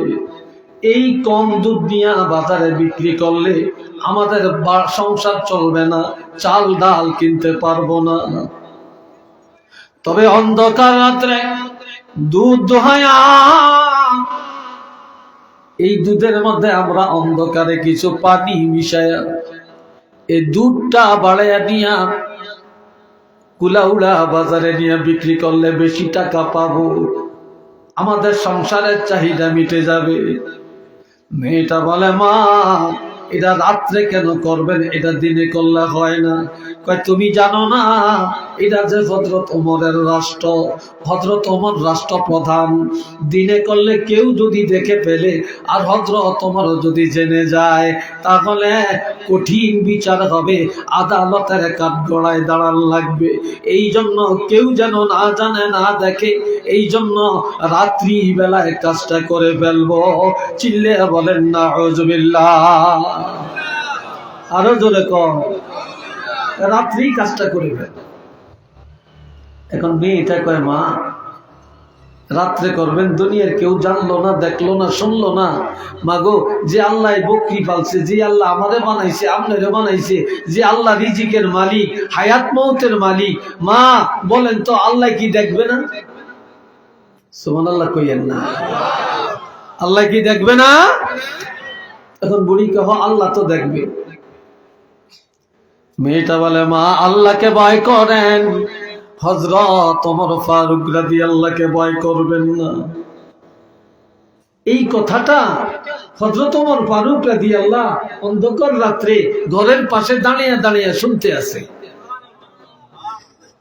ঘরের পাশে একটা লাঠি গাড়ছে। কি গাড়ছে? লাঠি। এই লাঠিটা গাড়িয়া মসজিদে চলে গেলেন। ফজরের আযান হয়ে গেল। হযরত ইমাম নামাজের, হযরত ওমর নিজে ইমাম নামাজের ইমামতি করলেন। নামাজটা পড়ায়া দাঁড়ায়া সবাইকে বলতেছে, মুসল্লিরা কেউ বাড়ি যাবা না, সব থাকো। ওমরের ছেলের নাম হলো আব্দুল্লাহ। বলল, রে আব্দুল্লাহ, তুমিও থাকো, দুইটা মেয়ে লোকরে আনা হবে, তোমাদের সবার সামনে তাদের বিচার করা হবে। দুইজনকে পাঠিয়ে দিলেন, যাও অমুক ঘরের পাশে যায় দেখবা একটা লাঠি গাড়া, ওই ঘরের মধ্যে একটা বুড়ি মহিলা আর একটা যুবতী মেয়ে, এদের হাতে কাঠগড়া লাগিয়ে নিয়ে আসো, কঠিন বিচার তোমাদের সামনে করা হবে। এই দুইজনকে যখন নিয়ে আসছে, হযরত ওমর ফারুক রাদিয়াল্লাহু মহিলাকে জিজ্ঞাসা করে, সত্য করে বলবা, গভীর রাত এই মেয়েটাকে ঘুম থেকে ডাকা জাগাইলা কেন? কি কারণে জাগাইছো? মহিলা চালাক বেশি, উপস্থিত বুদ্ধি বেশি, একটা উত্তর দিয়ে সারিয়ে যাওয়ার চেষ্টা করে।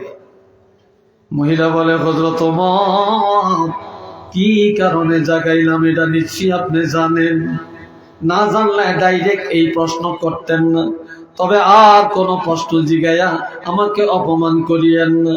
কয় না, এত তাড়াতাড়ি ক্ষমা পাইতা না, সত্য করে বলো, এই মেয়েটাকে কয়টা আমার মেয়ে? কার মেয়ে? কয়টা আমার মেয়ে। কয় তোমার মেয়েটা বিয়া হইছিনি? কয় না। এ মহিলা, তোমার এই মেয়েটারে বিয়া দিবানি? মহিলা বলে, হুজুর, ছেলে যদি ভালো হয়, পাত্র যদি ভালো হয়, তাহলে বিয়া দিব। হযরত ওমর বললেন, এই যে আমার পাশে বসা, এটা আমার ছেলে। সুবহানাল্লাহ কন্যা, আর একটু ধরে বলেন না, এটা আমার ছেলে। এই ছেলেটা তোমার পছন্দ হয় কিনা? মহিলা তো ঈদের উপরে শুক্রবার, আনন্দের উপরে আনন্দ, আসছে আসামি হইয়া, আর এখন রাষ্ট্রপ্রধান হযরত ওমর খলিফা, ওনার ছেলের কাছে মেয়ে বিয়ে দেওয়ার প্রস্তাব তিনি দিলেন। এর চেয়ে আনন্দের খুশির খবর আর কি হতে পারে, তাই না? কয়া, তোমার মেয়েটারে যদি আমার ছেলের কাছে বিয়ে দাও, তাহলে ক্ষমা করব, এর আগে তোমাকে ক্ষমা করব না। এর আগে ক্ষমা করতাম না। আর বর্তমানে মেয়ের বাবা যদি ছেলের এক বোঝা দেয়, জামাই খুশি হয়। আবার ছেলের মারে যদি ভালো করে কাপড় সবর শাড়ি টাড়ি দেয়, খুব খুশি হয়। ছেলের বাবারে যদি জামা দেয়, কোট দেয়, প্যান্ট দেয়, খুব খুশি হয়। সাথে যদি একটা আলমারি দেয়, আরো খুশি হয়। যদি একটা সোফা দেয়, আরো খুশি হয়। যদি একটা ডাইনিং টেবিল দেয়, খুশি হয়। কয় না, কয়টা খুব ভদ্র, হোলা বিয়া করাইছি, সম্বন্ধ পাইছি, মাশাআল্লাহ, আত্মা ভালা, আত্মা ভালা। কি কথা ঠিক কিনা? খুব আত্মা, সত্য আত্মা, দেওয়ান ধনে খুব ভালা, ঠিক না? কিন্তু মুসলমান একজনের মেয়ে আনলেন, আপনার উচিত মেয়ের বাবাকে আপনার হাদিয়া দিবেন। এই লোকে তার মেয়েটারে পালছে, এই মেয়ে আপনি কি করতেছেন এখানে?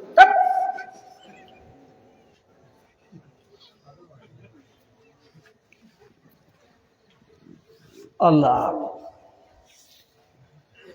মেয়ের বাপের সম্মান করা, মেয়ের মাকে সম্মান করা, তারা কষ্ট করে মেয়েদের পালছে, লালছে, পড়াইছে, এই আদরের এই হীরার টুকরাটা তোমারে দিছে, আর তুমি আরো উল্টে করতে না আদায় করো। কি কথা ঠিক না? বাবা জেরারে আমার, এগুলো হারাম, এই রসম বাদ দেওয়া দরকার। এখন হযরত ওমর যখন প্রস্তাব দিলেন, মহিলা রাজি হয়ে গেল। হযরত ওমর ফারুক রাদিয়াল্লাহু নিজের ছেলের বিয়ে পড়ালেন। একটু মার হবার কারণ এবার দাঁড়িয়ে বললেন, এটাই ছিল আমার বিচার। আমি বহুদিন ধরে ছেলেটারে বিয়ে করাবো, ভালো একটা পাত্রী তালাশ করি, পাই না। অন্ধকার রাত আল্লাহ মিলাইয়া দিছে। যেই মেয়েটার মধ্যে আল্লাহর ভয় আছে, যেই মেয়েটার মধ্যে তাকওয়া আছে, যেই মেয়েটার মধ্যে কোরআনের নূর আছে, যেই মেয়েটার মধ্যে এত দিনদারি আছে, এমন একটা মেয়ে চাইছিলাম। আমি আমার মেয়েটার জন্য, ছেলের জন্য এমন একটা মেয়ে আনলাম। আমি ধনীর মেয়ে চাই না, চেয়ারম্যানের মেয়ে চাই না, আমি লন্ডনের মেয়ে চাই না, আমি অফিসারের মাইয়া চাই না, ইঞ্জিনিয়ার ডাক্তারের মাইয়া চাই না, আমি নেতা সাহেবের মেয়ে চাই না, আমি দেখেছি একটা দিনদার মেয়ে। তবে আমার আশা, আমার এই বউ এত দিনদার ছেলের বউ, এই দিনদারির কারণে তার সন্তান দিনদার হবে এবং তার সন্তান ওলি আল্লাহ হবে। কিন্তু শেষ পর্যন্ত দেখা গেল এই মহিলার গর্ভে হযরত আব্দুল্লাহর নসল থেকে এমন সন্তান আল্লাহ দুনিয়াতে পাঠান। হাজার হাজার আউলিয়া কেরাম, মুহাদ্দিসিনে কেরাম, মুফাসসিরিনে কেরাম এই বংশ থেকে আসছে। হযরত শাহজালাল ওলিদের সম্রাট সিলেটের জমিনে শুয়ে আছেন। হযরত শাহজালাল ইয়ামানি রহমাতুল্লাহি আলাইহি, তো ওনার সাজরা তালাশ করলে দেখা যায় তিনিও ওই আব্দুল্লাহর বংশ থেকে আসছে। চিল্লিয়া বলেন আল্লাহু আকবার, আরেকবার বলেন আলহামদুলিল্লাহ। মা ভালো, সব ভালো, ঠিক না? মা ভালো, সব ভালো, সব ভালো। দুইটা কারণে এখন সন্তান ভালো হয় না। কয়টা কারণ? এক নম্বরে যে বাবা সন্তান জন্ম দেয়, ওই বাবা খায় হারাম। এই কথা ঠিক কিনা? বাবাই খায় হারাম, বাবা সুদের টাকা খায়, ঘুষ খায়, পরের হক খায়, জুলুম করিয়া খায়, যৌতুক খায়। কথা ঠিক কিনা? এই হারাম খায়া, হারামের রক্ত মাংস দিয়া সন্তান জন্ম দেয়, ঠিক নি? রক্ত মাংস থেকেই নাপাক পানি, রক্ত মাংস থেকেই বীর্য। তো এইটা রক্ত মাংস থেকে আসছে না, হারাম খানা থেকে আসছে না। আর যেই মার গর্ভের সন্তান, ওই মা হলো দায়ুস। মা এক দলে যায় কুলাউড়া, আর এক দলে যায় বিয়ানীবাজার, আর এক দলে যায় সিলেট, আর এক দৌড় বিয়ে দেয় ঢাকা, আর একবার যায় লন্ডন, আর একবার দৌড়ায় ফ্রান্স, আর একবার আমেরিকা, আর একবার এই বাড়ি, আর একবার ওই বাড়ি। আবার বিবাহের দাওয়াত পাইলে তা সেন্টারে যায় আগের থেকেই শুইয়া থাকে। কি কথা ঠিক না? সেন্টার বুঝেননি? এটা কি? Community centre. হায় হায় হায়, মেয়ে লোকের আড্ডা খানা। আবার কমিউনিটি সেন্টারে বিয়ে না হইলে তো ভদ্রতা বলে হয় না। কি কথা ঠিক না? ভদ্রতা বলে হয় না। একটু নাউজুবিল্লাহ বলেন না রে ভাই। অথচ আমার আল্লাহ বলছেন, وَقَرْنَ فِي بُيُوتِكُنَّ وَلَا تَبَرَّجْنَ تَبَرُّجَ الْجَاهِلِيَّةِ الْأُولَى وَأَقِمْنَ الصَّلَاةَ وَآتِينَ الزَّكَاةَ وَأَطِعْنَ اللَّهَ وَرَسُولَهُ। শুনিনি সবাই আমার কথা? শুনেন, মেয়ে লোকে শুনিনি, আল্লাহ জানে। হ্যাঁ, তবে মেয়ে লোকে শুনতে পারবো যদি একা একা থাকে। পুরুষ দুইজন তিনজন এক জায়গায় বসে ওয়াজ শুনতে পারে। মেয়ে লোক দুইজন এক জায়গায় থাকলে মাশাআল্লাহ মাশাআল্লাহ, খই হুডে যেরকম এত আরো ঘন হুডে এখন মুখের কথা। কি ভাই কথা ঠিক কিনা? হ্যাঁ, তো আমনগর দেশের মেয়ে লোকের দোষ নাই, এরা ভালো। হ্যাঁ, এরা অনেক ভালো। আল্লাহ আল্লাহ করে হেদায়েত করো কোন আমি। আর একটু জোরে কন্যা আল্লাহুম্মা আমিন। আমার আল্লাহ বলছেন, মহিলারা তোমরা ঘরের মধ্যে থাকো, পর্দার মধ্যে থাকো, ঠিক নেই, আড়ালে থাকো। ওয়ালা তাবাররাজনা, ঘরের বাইরে, পর্দার বাইরে, আড়ালের বাইরে যাও না, যাও না। তবে যাওয়া আমি আল্লাহ নিষেধ করি না, যাইতে পারবা। আবার রোজাল জাহিলিয়াতিল উলা, তোমরা জাহিলি যুগের মেয়েদের মতো, বর্বর যুগের মেয়েদের মতো, ইহুদি নাসারার মতো তোমরা রাস্তাঘাটে চলাচল করিও না। যদি যেতে হয় তাহলে ইমানদার মুসলমানি রূপ রং নিয়ে যাইতে আমি আল্লাহ বাধা দেই না। ঘরে থাকিয়া কি করবা? ওয়া আকিমনাস সালাতা, নামাজ কায়েম করবা। ওয়া আতিনাজ যাকাতা, যাকাতের উপযুক্ত হলে বছরে একবার যাকাত দিবা। ওয়া আতিনাল্লাহ, আল্লাহর বিধানগুলো মেনে চলবা। ওয়া রাসূলা, রাসূলের তরিকায় আল্লাহর আইন মেনে চলবা। আর তোমরা কে কি করো, আল্লাহু ইয়ালাম, আল্লাহ ভালো করে জানেন তোমরা কে কি করো, গোপনে কি করো, প্রকাশ্যে কি করো, তোমাদের কার্যবলী সব আমার আল্লাহর জানা আছে। একটু চিল্লিয়ে বলুন না সুবহানাল্লাহ।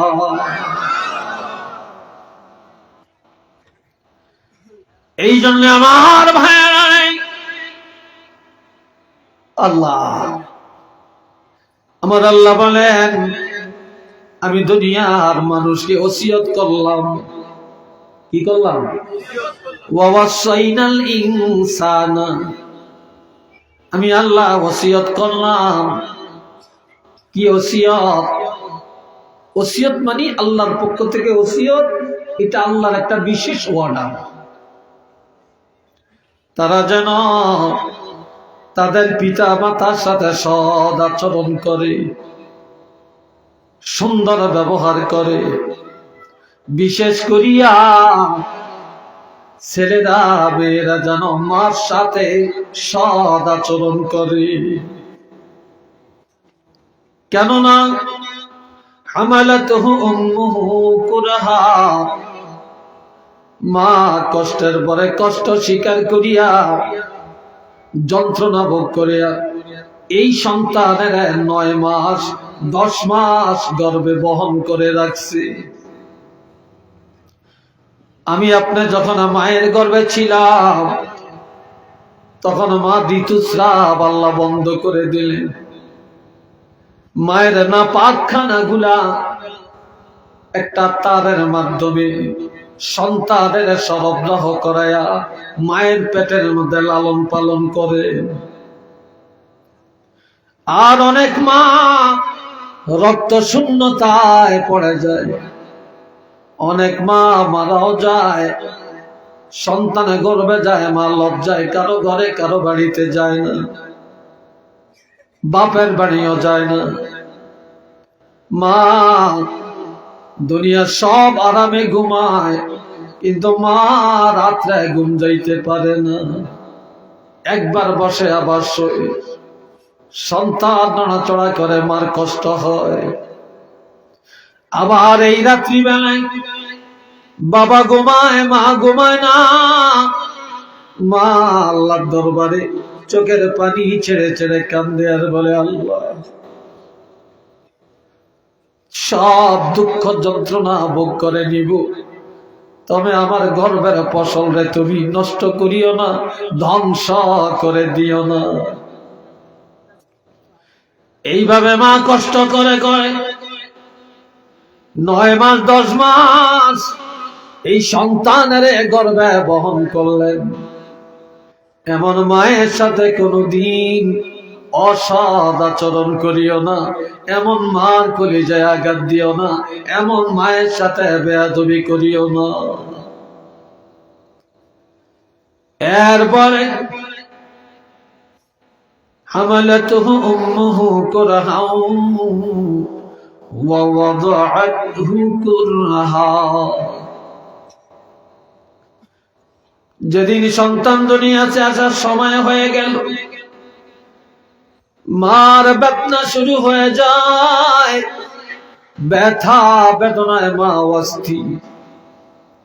কোন মার একদিন, কোন মার 2 দিন, কোন মার 1 সপ্তাহ পর্যন্ত ব্যথা যন্ত্রণা থাকে, আবার কত মা হসপিটালে নেয়, সিজার করে, অঙ্গহানি করে দেয়, স্বামীর থেকে ক্ষমা চায়, শাশুড়ির কাছে ক্ষমা চায়, মা বাবার কাছে ক্ষমা চায়, এরপরে আল্লাহর কাছে কত দোয়া করে, আল্লাহ আমার জীবন চলে যাক, আপত্তি নেই আল্লাহ, তবে আমার গর্বের ফসলটা তুমি ধ্বংস করিও না। যেই মা এই প্রসব বেদনার কষ্ট ভোগ করলেন, পৃথিবীর কোন বাবা এই ব্যথা বেদনার কথা অনুভব করতে পারে না। এই জন্য আমার আল্লাহ বললেন, তোমার এমন মায়ের সাথে সৎ আচরণ করো, এই মার কলিজায় কোনোদিন আঘাত দিও না। এমন মার কষ্টের কথা তুমি চিন্তা করো, এই কষ্ট করে তোমাদের পালছে, পেটে রাখছে, তারপরে ভূমিষ্ঠ হওয়ার যন্ত্রণা ভোগ করেছে, কোনদিন কারো কাছে আলোচনা করে না, কষ্টের কথা ব্যক্ত করে না। তুমি সন্তান, কাজে ওই কষ্টের কথা স্মরণ করিয়া তোমার মার কলিজায়, তোমার আচরণে, তোমার কথাবার্তায় কোনদিন ব্যথা দিও না। একটু চিল্লে বলেন না সুবহানাল্লাহ। আরেকবার বলেন না আল্লাহু আকবার। 3 নম্বর, ووصينا الإنسان بوالديه حملته أمه وهنا على وهن وفصاله في عامين। যেই মা একদিন 2 দিন না, ওইসব আরেক পিছিয়ে থাকে। আর এই দরজাটা দিয়ে কি যে হয়েছে আমি বুঝতেই পারতেছি না।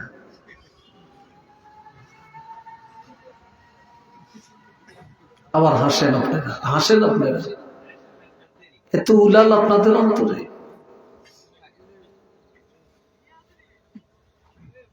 বন্ধুরা রে আমার, পৃথিবীর কোন বাবা সন্তানের 1 ফোঁটা দুধ কোনদিন পান করাতে পারে না। পাচ্ছে? জোরে বলেন পাচ্ছে? পারে নাই। এই মায়ের বুকের মধ্যে আমার আল্লাহ সন্তান দুনিয়াতে আসার 6 মাস আগ থেকেই এই সন্তানের খাবারের আয়োজন করছে। আল্লাহ জানে সন্তানের দুনিয়াতে আসলে ভাত খেতে পারবে না, মাছ খেতে পারবে না, গাভীর দুধ খেতে পারবে না, মিষ্টি খেতে পারবে না, চকলেট খেতে পারবে না, তারা দুনিয়ার কোনো খানা খেতে পারবে না। এই জন্য আমার আল্লাহ মায়ের বুকের মধ্যে খাবারের ব্যবস্থা করে দিলেন। এত এত সুন্দর খানা, যেটা একেবারে গরম না, একেবারে ঠান্ডাও না, একেবারে ঘন না, একেবারে পাতলাও না, একেবারে কড়া মিষ্টি না, একেবারে কম মিষ্টি না। আবার ছিদ্রগুলি এত সূক্ষ্ম, একেবারে বুড়ে বুড়ে বের করলেন না, গলায় আটকায় মারা যাবে। সূক্ষ্ম সূক্ষ্ম ছিদ্র দিয়া সন্তানের চাহিদা মতো খাবার আমার আল্লাহ সরবরাহ করালেন। আর এইভাবে মা 2 বছর এই সন্তানের দুধ পান করালেন। একটু চিল্লে বলেন না আমার আবার। কয় বছর? 2 বছর। একদিন মার জন্য 10 টাকার ঔষধ কিনলে, আরেকদিন বলে আমি না ওই দিন কিনে দিছি। একদিন আমার শাড়ি কিনে দিলে, বলে আমি না ওই দিন দিলাম, আজকে ওই ভাই দিবে। একদিন মারে বাবারে খাওয়াইলে কয় আমরা তো কালকে খাওয়াইছি, আজকে আমি কেন খাওয়াবো? কত হিসাব। ও ভাইয়েরা, আল্লামা আলুসি রহমতুল্লাহ আলাইহি বলেছেন তাফসীরে রুহুল মানিতে, যেই মা সন্তানের সবচেয়ে কম দুধ পান করাইছে, তারপর 2 বছরে হিসাব করলে 2 বছরে 2.5 মণ দুধ, 9.5 মণ দুধ পান করাইছে। দুনিয়াতে 1 কেজি গাভীর দুধের দাম যদি 100 টাকা হয়, 1 কেজি মায়ের বুকে দুধের মূল্য কত টাকা দিবে? পারবেন? জোরে বলেন, পারবেন? কেউ পারবে না রে। এই জন্য আমার আল্লাহ বলেন, মা যখন দুধ পান করায়, মা কাঁচা মরিচ খায় না, বাসি খানা খায় না। মা তুমি সন্তানের জন্য কত কষ্ট করেছে, পেট ভরে খায় না রে। ইলিশ মাছ খায় না, গরুর গোস্ত খায় না, ইচা মাছ খায় না, তুমি সন্তানের কষ্ট হবে। মা জিরারে গুঁড়ি দিয়া ভাত খাইছে, পানি ডলাইয়া ভাত খাইছে, তারপর সন্তানের পেট খারাপ হবে, এই জন্য অশালীন খাবার খায় না। আবার মা খেতে পারছে, তুমি সন্তান ওয়া ওয়া করে কান্না শুরু করে দিয়েছো। মা খাবারটা বন্ধ করে দৌড়ে যায়া সন্তানের দুধ পান করায়া, সন্তানের কান্না থামায়া এরপরে খাইতে গেছে। আবার মা রান্না করতে গেছে, তুমি কাঁদতেছো, মা রান্না বান্না ছাড়িয়া তোমার কান্না থামাইছে। আবার মা খাইতে পারছে, তুমি কাঁদতেছ, মা কোলে দিয়া খানা খায়, তুমি পায়খানা করে দিছ। মা খানাটা বন্ধ করে দিয়া তোমার পায়খানা সাফ করে এরপরে খাইতে গেছে। মার খানার চাহিদা মিটে গেছে, পেট ভরে খাইতে পারে না, তারপরেও তুমি সন্তানের গলা টিপ দিয়া মেরে ফেলে না, তোমাকে আঘাত দেয় না, তোমাকে কোনোদিন আঘাত দেয় না। এরপর মা তুমি সন্তানের বুকে জড়াইয়া রাখছি। এমন মার অন্তরে কোনোদিন ব্যথা দিও না, এমন মার সাথে সদ আচরণ করো। একটু চিল্লিয়া বলেন না সুবহানাল্লাহ। আরেকটু জোরে কম।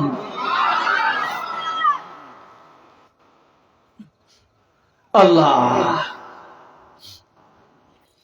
এ বন্ধুরা রে আমার, হযরত বাহাজ ইবনে হাকিম আল্লাহর হাবিবের কাছে এসে বললেন, ইয়া রাসূলুল্লাহ, মান আহাক্কু বিহুসনি সাহাবাতি, আমার কাছে সব ব্যবহার পাওয়ার অধিক উপযুক্ত কে? ক্বালা উম্মুকা, নবী বললেন তোমার মা। এরপরে কে? বললা তোমার মা। এরপরে কে? বলে তোমার মা। এরপরে কে? বলে তোমার বাবা। এরপরে কে? বলে তোমার পাড়া প্রতিবেশী, তোমার আত্মীয় স্বজন। একটু চিল্লে বলেন না সুবহানাল্লাহ। আপনাদের কষ্ট হয় এতলাই? হ্যাঁ, কেউ উঠলে একজন উঠেন, 2 জন 3 জন একসাথে উঠেন না, তাহলে বুঝলাম যে আপনারা আমার আন্দোলনের বিরুদ্ধে ষড়যন্ত্র করতেছে, আমার বিরুদ্ধে আন্দোলন করতেছে, ঠিক না? এটা কেন করবে? আর এই বাচ্চাগুলি এরা তো হাঁটাহাঁটি কেন? আল্লাহ। এরপরে বাবার কথা বলল কেন? এই বাবা,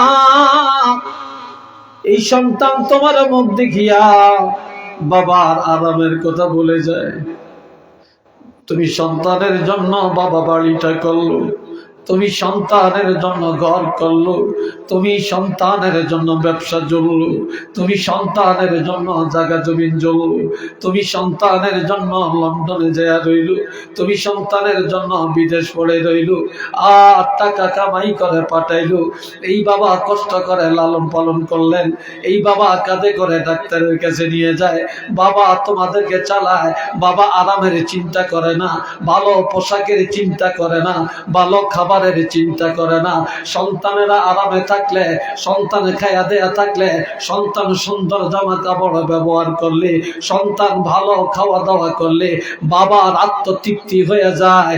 এই জন্য বাবা সব আরাম ত্যাগ করে সন্তানের আরামের চিন্তায় সারাটা জীবন দৌড়াইছে দৌড়াইছে, কত আগুনে শুকাইছে, কত রোদ বৃষ্টিতে ভিজছে, কত পানিতে ডুবাইছে, কত ইটের বাটায় কাজ করছে, কত রিক্সা চালাইছে, আয় হায় কত মানুষের জমিনে কাজ করেছে, কত কষ্ট করেছে। তুমি সন্তানের জন্য এমন বাবার কলিজায় কোনদিন আঘাত দিও না, এমন বাবার সাথে সদ আচরণ করো। একটু চিল্লে বলেন সুবহানাল্লাহ। আরো জোরে কর।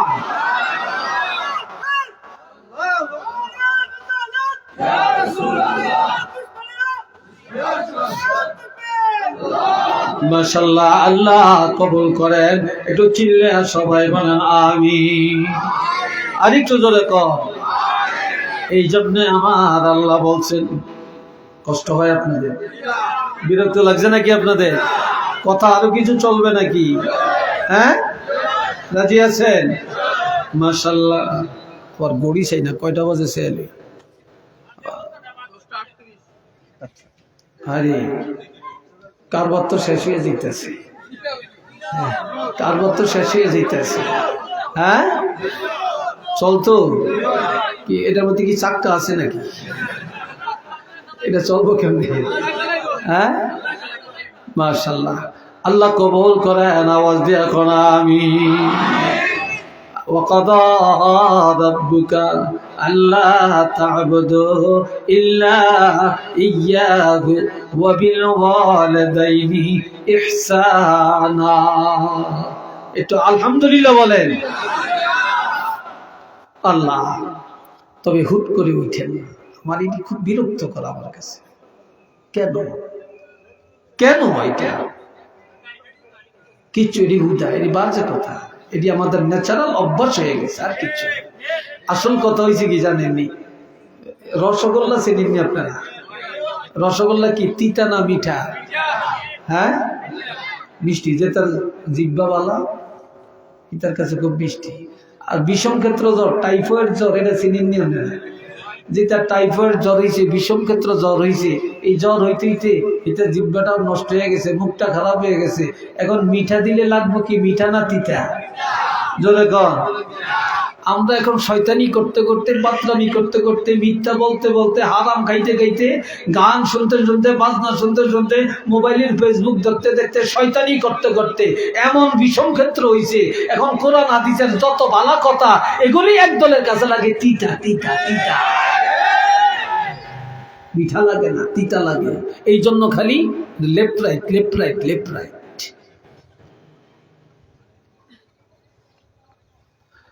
বাবাজিরা রে আমার, আল্লাহ বলছেন ওয়াকাদা রাব্বুকা আল্লা তা'বুদু ইল্লা ইয়্যা। আল্লাহ নবীকে বললেন, হাবিব, আপনার বাবা রব্বুল আলামিন নির্দেশ দিয়েছেন, অর্ডার দিয়েছেন, যে দুনিয়ার মানুষ সাবধান, আমি আল্লাহর ইবাদত ছাড়া আর কাহারও ইবাদত করিও না। আমরা ইবাদত করব কার? নামাজ পড়ব কার জন্য? সেজদা দিব কাকে? মাথা নত হবে কার কাছে? না মাজারের কাছে? হ্যাঁ, মাজার জিয়ারত করা যাবে, কিন্তু সেজদা দেওয়া, চুমা খাওয়া যাবে না। কথা কি না? মাজার জিয়ারত করা যাবে, বাবা মার কবর জিয়ারত করা যাবে, ওলি আল্লাহর কবরের কাছে জিয়ারত করা যাবে, এটা জায়েজ। কিন্তু ওলি আল্লাহর কাছে চাওয়া যাবে না। চাবো আমরা আল্লাহর কাছে। জোরে বলেন, কার কাছে? আল্লাহর কাছে। এই ভাইরা রে আমার, কদম বুঝি করা যাবে, কদম বুঝি করা যাবে, কদম বুঝি করা যাবে, তবে মাথা নয়া, মাথা নয়া সেজদার মতো সুরুত করা যাবে না। কথা বুঝে আসছে কিনা? সেজদার মতো সুরুত করা যাবে না। আর মনে রাখবেন, যেই জিনিস দেখা যায় তার কাছে মাথা নত করা শিরক। যে আল্লাহকে দেখা যায় না তার কাছে মাথা নত করা, কপাল লাগায়া সেজদা দেওয়ার নাম ঈমান।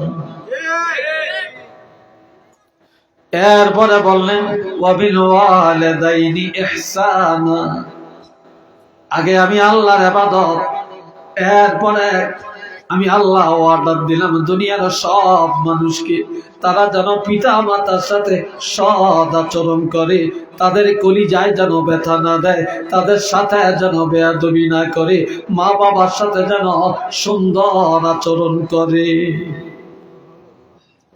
এরপরে বললেন ইম্মা ইয়াবলুগান্না ইনদাকাল কিবারা আহাদুহুমা আও কিলাহুমা ফালা তাকুল লাহুমা উফিন।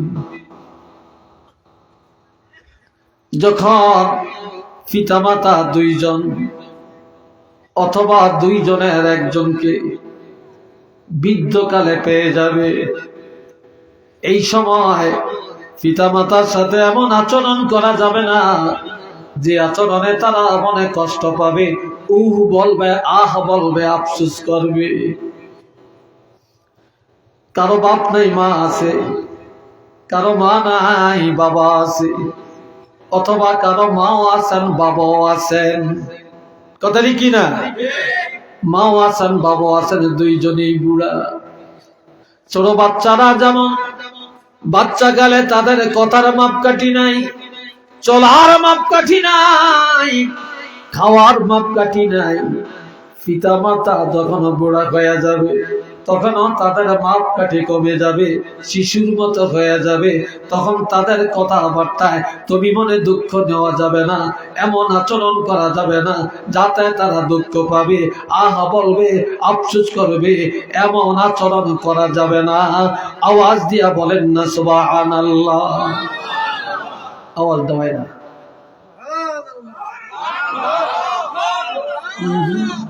হিন্দা কয় কিছু, হিন্দা কয় কিছু, এটা একসাথে বলেন সুবহানাল্লাহ, আরেকবার বলেন আলহামদুলিল্লাহ। আর কি করবা? ওয়াকুল লাহুম ওয়ালা তানহারহুমা। আজকাল অনেক ছেলেরা মারে দমকায়, বাবারে ধমক দেয়, চোখ রাঙ্গিয়া কথা বলে, ঠিক কিনা? আবার লাঠি লিয়া দৌড়ায়, আবার বেগমের কথার দাম দেয়, মায়ের কথার দাম নাই, বাবার কথার মূল্য নাই, কথা ঠিক না? আবার বেগমের সাথে বিদেশ থেকে কথা বলে, শালার সাথে কথা বলে, সমদ ভাইয়ের লগে কথা বলে, শাশুড়ির লগে কত আরামের কথা বলে, কিন্তু বিদেশ থাকিয়া মার সাথে আর বাবার সাথে 2 মিনিট কথা বলার সময় পায় না, কথা ঠিক না? ওই সময় এখন মোবাইলে টাকা থাকে না, কি থাকে না? মোবাইলে টাকা থাকে না। এ বাবাজি নানে আমার, এই জন্য আমার আল্লাহ বলেন ওয়ালা তানহারহুমা, তাদের সাথে জিকি দিয়া, চোখ রাঙ্গায়া, ধমকের স্বরে কথা বলবে না। কিভাবে বলবা? ওয়াকুল লাহুমা কাওলান কারীমা, নরম ভাষায়, ভদ্র ভাষায়, ভদ্রচিত ভাবে কথা বলবা। একটু চিল্লে বলেন না সুবহানাল্লাহ। আর কি করবা? আল্লাহ দায়িত্ব দিয়া দিছেন ওয়াকফিদ লাহুমা জানাহাজ যুল্লি মিনার রাহমা। আপনাদের দেশে মুরগি বাচ্চা দেয় না? হ্যাঁ, একটা মুরগি 10টা 20টা 30টা বাচ্চা নিয়ে ঘুরে। যখন দেখে একটা কাক অথবা একটা বাজ পাখি, তখন মুরগিটা টের পায় একটা দুশ্মন তার বাচ্চাকে ছো মেরে নিয়ে যাবে। তখন মা মুরগিটা তার ডানা 2টা মেলে দেয়, বাচ্চাগুলা মার ডানার ভিতরে ঢুকে যায়। মা মুরগিটা ডানারে দেহের সাথে লাগায়া বাচ্চাগুলারে ডানার নিচে রাখিয়া বসে থাকে। কোন দুশ্মন, কোন শত্রু আর আক্রমণ করতে পারে না। এই জন্য আল্লাহ বলেন তোমাদের মা যখন বুড়া হয়ে যাবে, বাবা তখন বুড়া হয়ে যাবে, ঠিক মতো চলতে পারে না, হাঁটতে পারে না, কথা বলতে পারে না, চোখে দেখে না, মসজিদে যেতে পারে না, বাজারে যেতে পারে না, গোসল করতে পারে না, বাথরুমে যেতে পারে না। এই সময় তোমরা তোমাদের দয়ার হাত বাড়ায়া, দয়ার ডানা বাড়ায়া তোমাদের মা বাবাকে তোমরা দয়া করবা, তোমাদের আশ্রয়ের হাত বাড়াইয়া দিয়া পিতা মাতার সেবা করে যাইবা।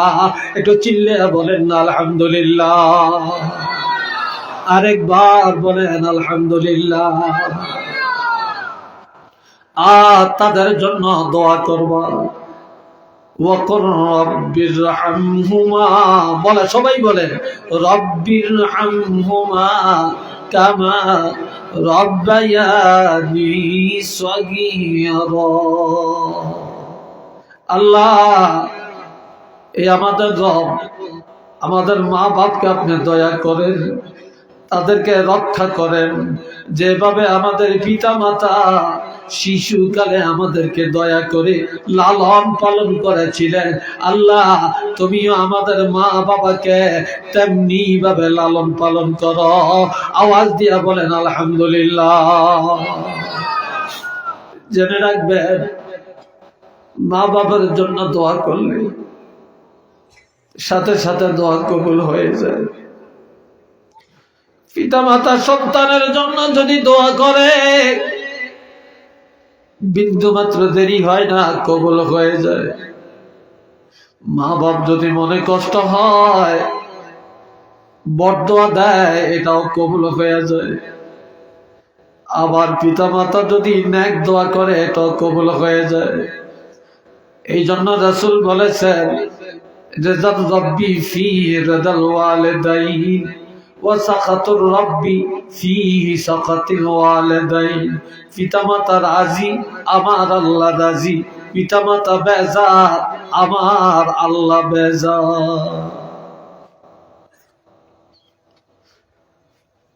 এই বাবাজি নাই আমার আব্দুল্লাহ ইবনে ওমর নবীজির কাছে যে বলেন, ইয়া রাসূলুল্লাহ ইন্নালি মারাআতুম। ওইসান হেবিসান, এই মেয়ে খালিয়া কি করতেছে এখানে? এই লোকটা কি চায় বলেন? এ চাই কি বলেন একটু? এই লোকটা কি চায়? কি চান, চাই কি ছেলেটা?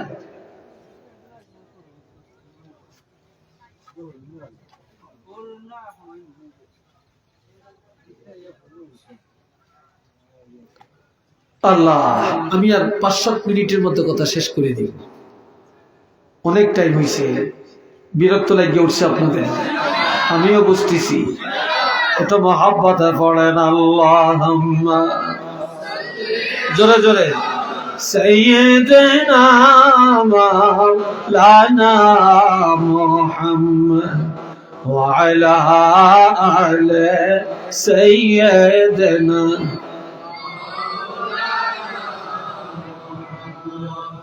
এ আব্দুল্লাহ ইবনে ওমর বলেন, ইয়া রাসূলুল্লাহ ইন্নালি ইমরাআতুন, আমার একজন স্ত্রী আছে, উহিব্বুহা, আমি তাকে বড় মহব্বত করি, আমার স্ত্রীকে আমি বড় মায়া করি, আমার স্ত্রীর কোনো দোষ আমার কাছে নাই। ওয়া কানা ওমরু ইয়াকরাহুহা, আমার বাবা ওমর তাকে পছন্দ করে না।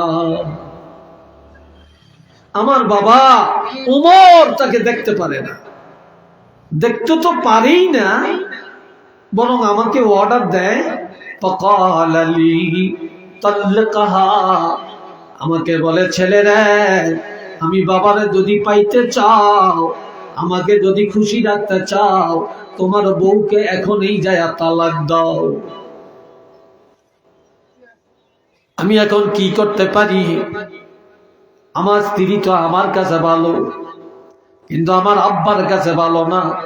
আমার আব্বা তো তাকে পছন্দ করে না, আমার আব্বা বলে তাকে তালাক দিতে, এখন কি করি? নবী বললেন, তুমি কি বেহেশত চাও না দোজখ চাও? আমি তো বেহেশত চাই। যদি তুমি বেহেশতে যাইতে চাও তোমার আব্বাকে রাজি করো। তোমার আব্বা তোমার বউ তালাক দিলে যদি তোমার বাবা রাজি হয় তাহলে দেরি করবা না। ফাকালা তাল্লাকাহা, নবী বললেন এখনই যায়া তোমার বিবিরে তালাক দিয়া হলেও তোমার বাবাকে রাজি করো। একটু মারহাবা কন্যা।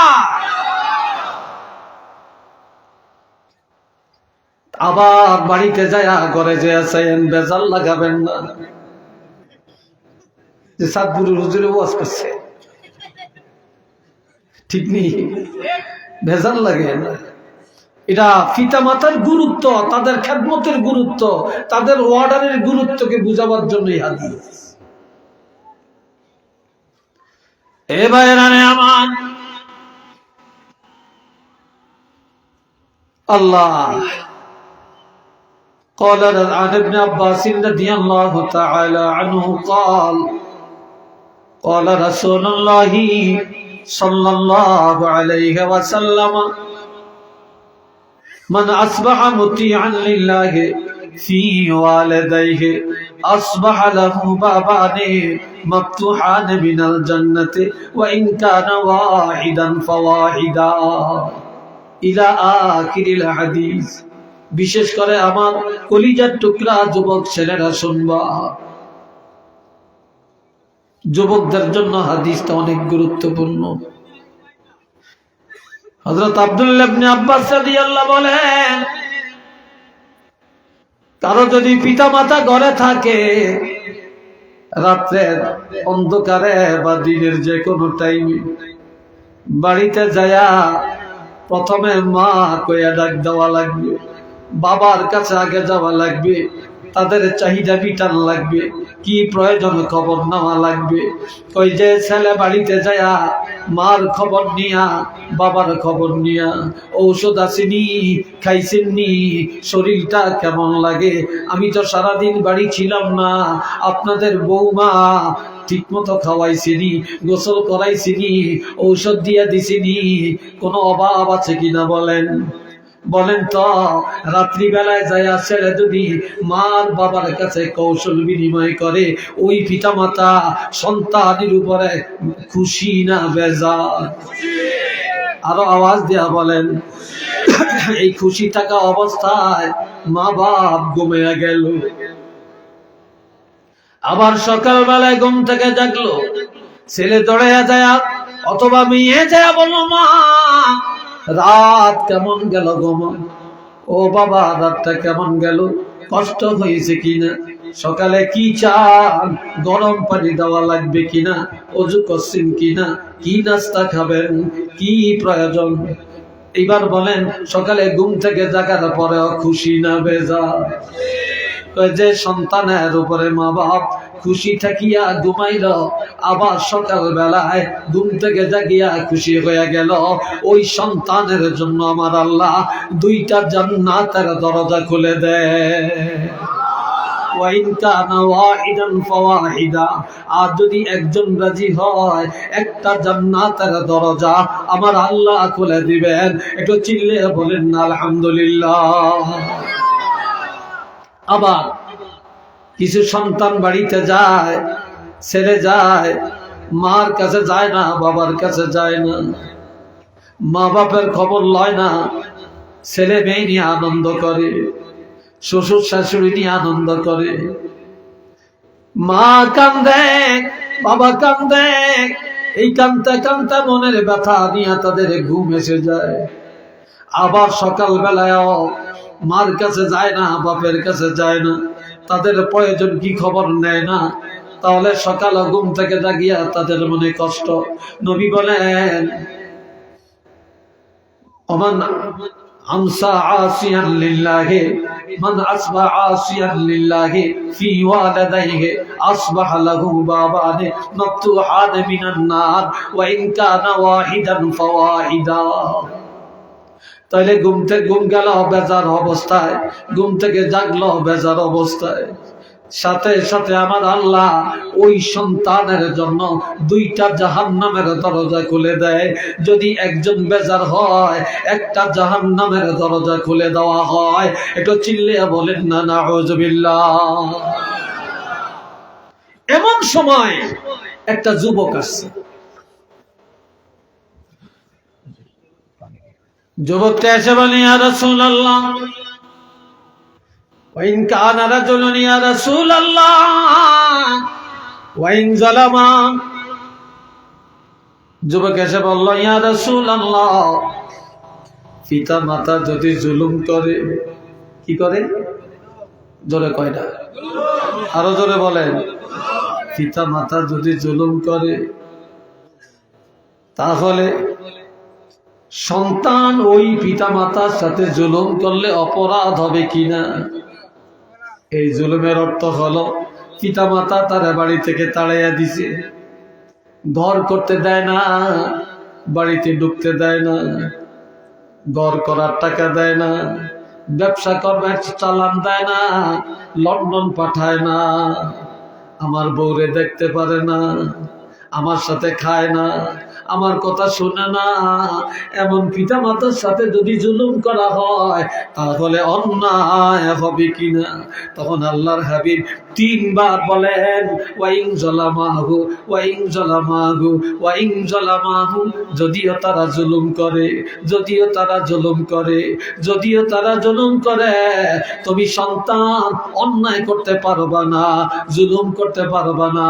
পিতা মাতা জুলুম করলে বিচার করার অধিকার তোমার নাই, বিচার করবে আল্লাহ। আর তুমি সন্তান পিতা মাতার সাথে সৎ ব্যবহার করে যাইবা।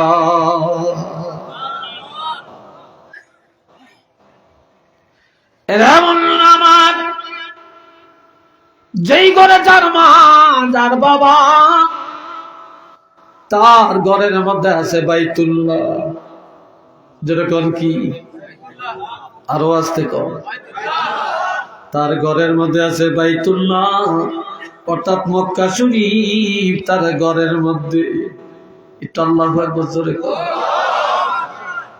আল্লাহ عن ابن عباس رضي الله تعالى عنه قال قال رسول الله صلى الله عليه وسلم من أصبح متما من ولد من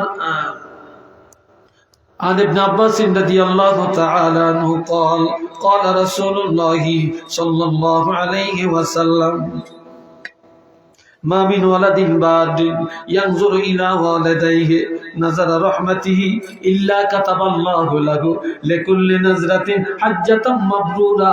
قالوا يا رسول الله وإن نظر كل يوم 100 مرة. قال نعم. الله أكبر وأطيب. رواه مسلم. মারহাবা কর, আলহামদুলিল্লাহ বলেন। কষ্ট হয় না? হাদিসটা কইতাম নি, জোরে বলেন। বলতাম আল্লাহ কবুল কর, কামনে করে কোন আমি, আর একটু জোরে কোন আমি। আল্লাহ 2 ঘন্টা আমার হয়ে গেছে। এখন যেটা চলছে এটা অতিরিক্ত, এটা বোনাস। এটা কি? এটা হইলো বোনাস।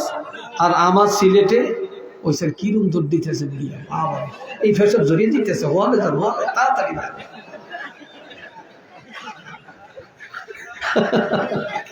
অবস্থাটা দেখছেন? আমি তো ডরাইছিলাম। আল্লাহ। আচ্ছা শুনেন, আমার তো সিলেটে ডেলি কমপক্ষে 2টা প্রোগ্রাম থাকে। এই প্রোগ্রামটা 1 বছরকার আগে। গত বছর ওই যে থানা মসজিদে আসছিলাম, বাবনিয়ার প্রিন্সিপাল সাহেবের যে মসজিদে জুমা পড়ায়, সেখানে যাইয়া গত বছর আরে দাওয়াত দিয়েছে।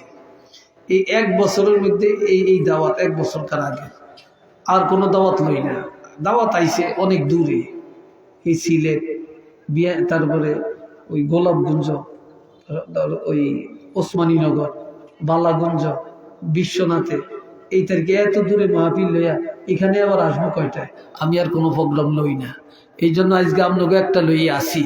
আল্লাহ যেন কবুল করে কোন আমি, আর একটু ধরে কোন আমি। সবাই একটু মহব্বতে পড়েন আল্লাহুম্মা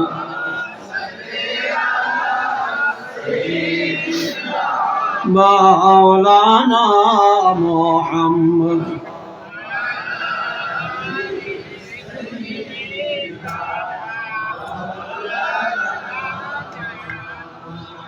জোরে জোরে আল্লাহ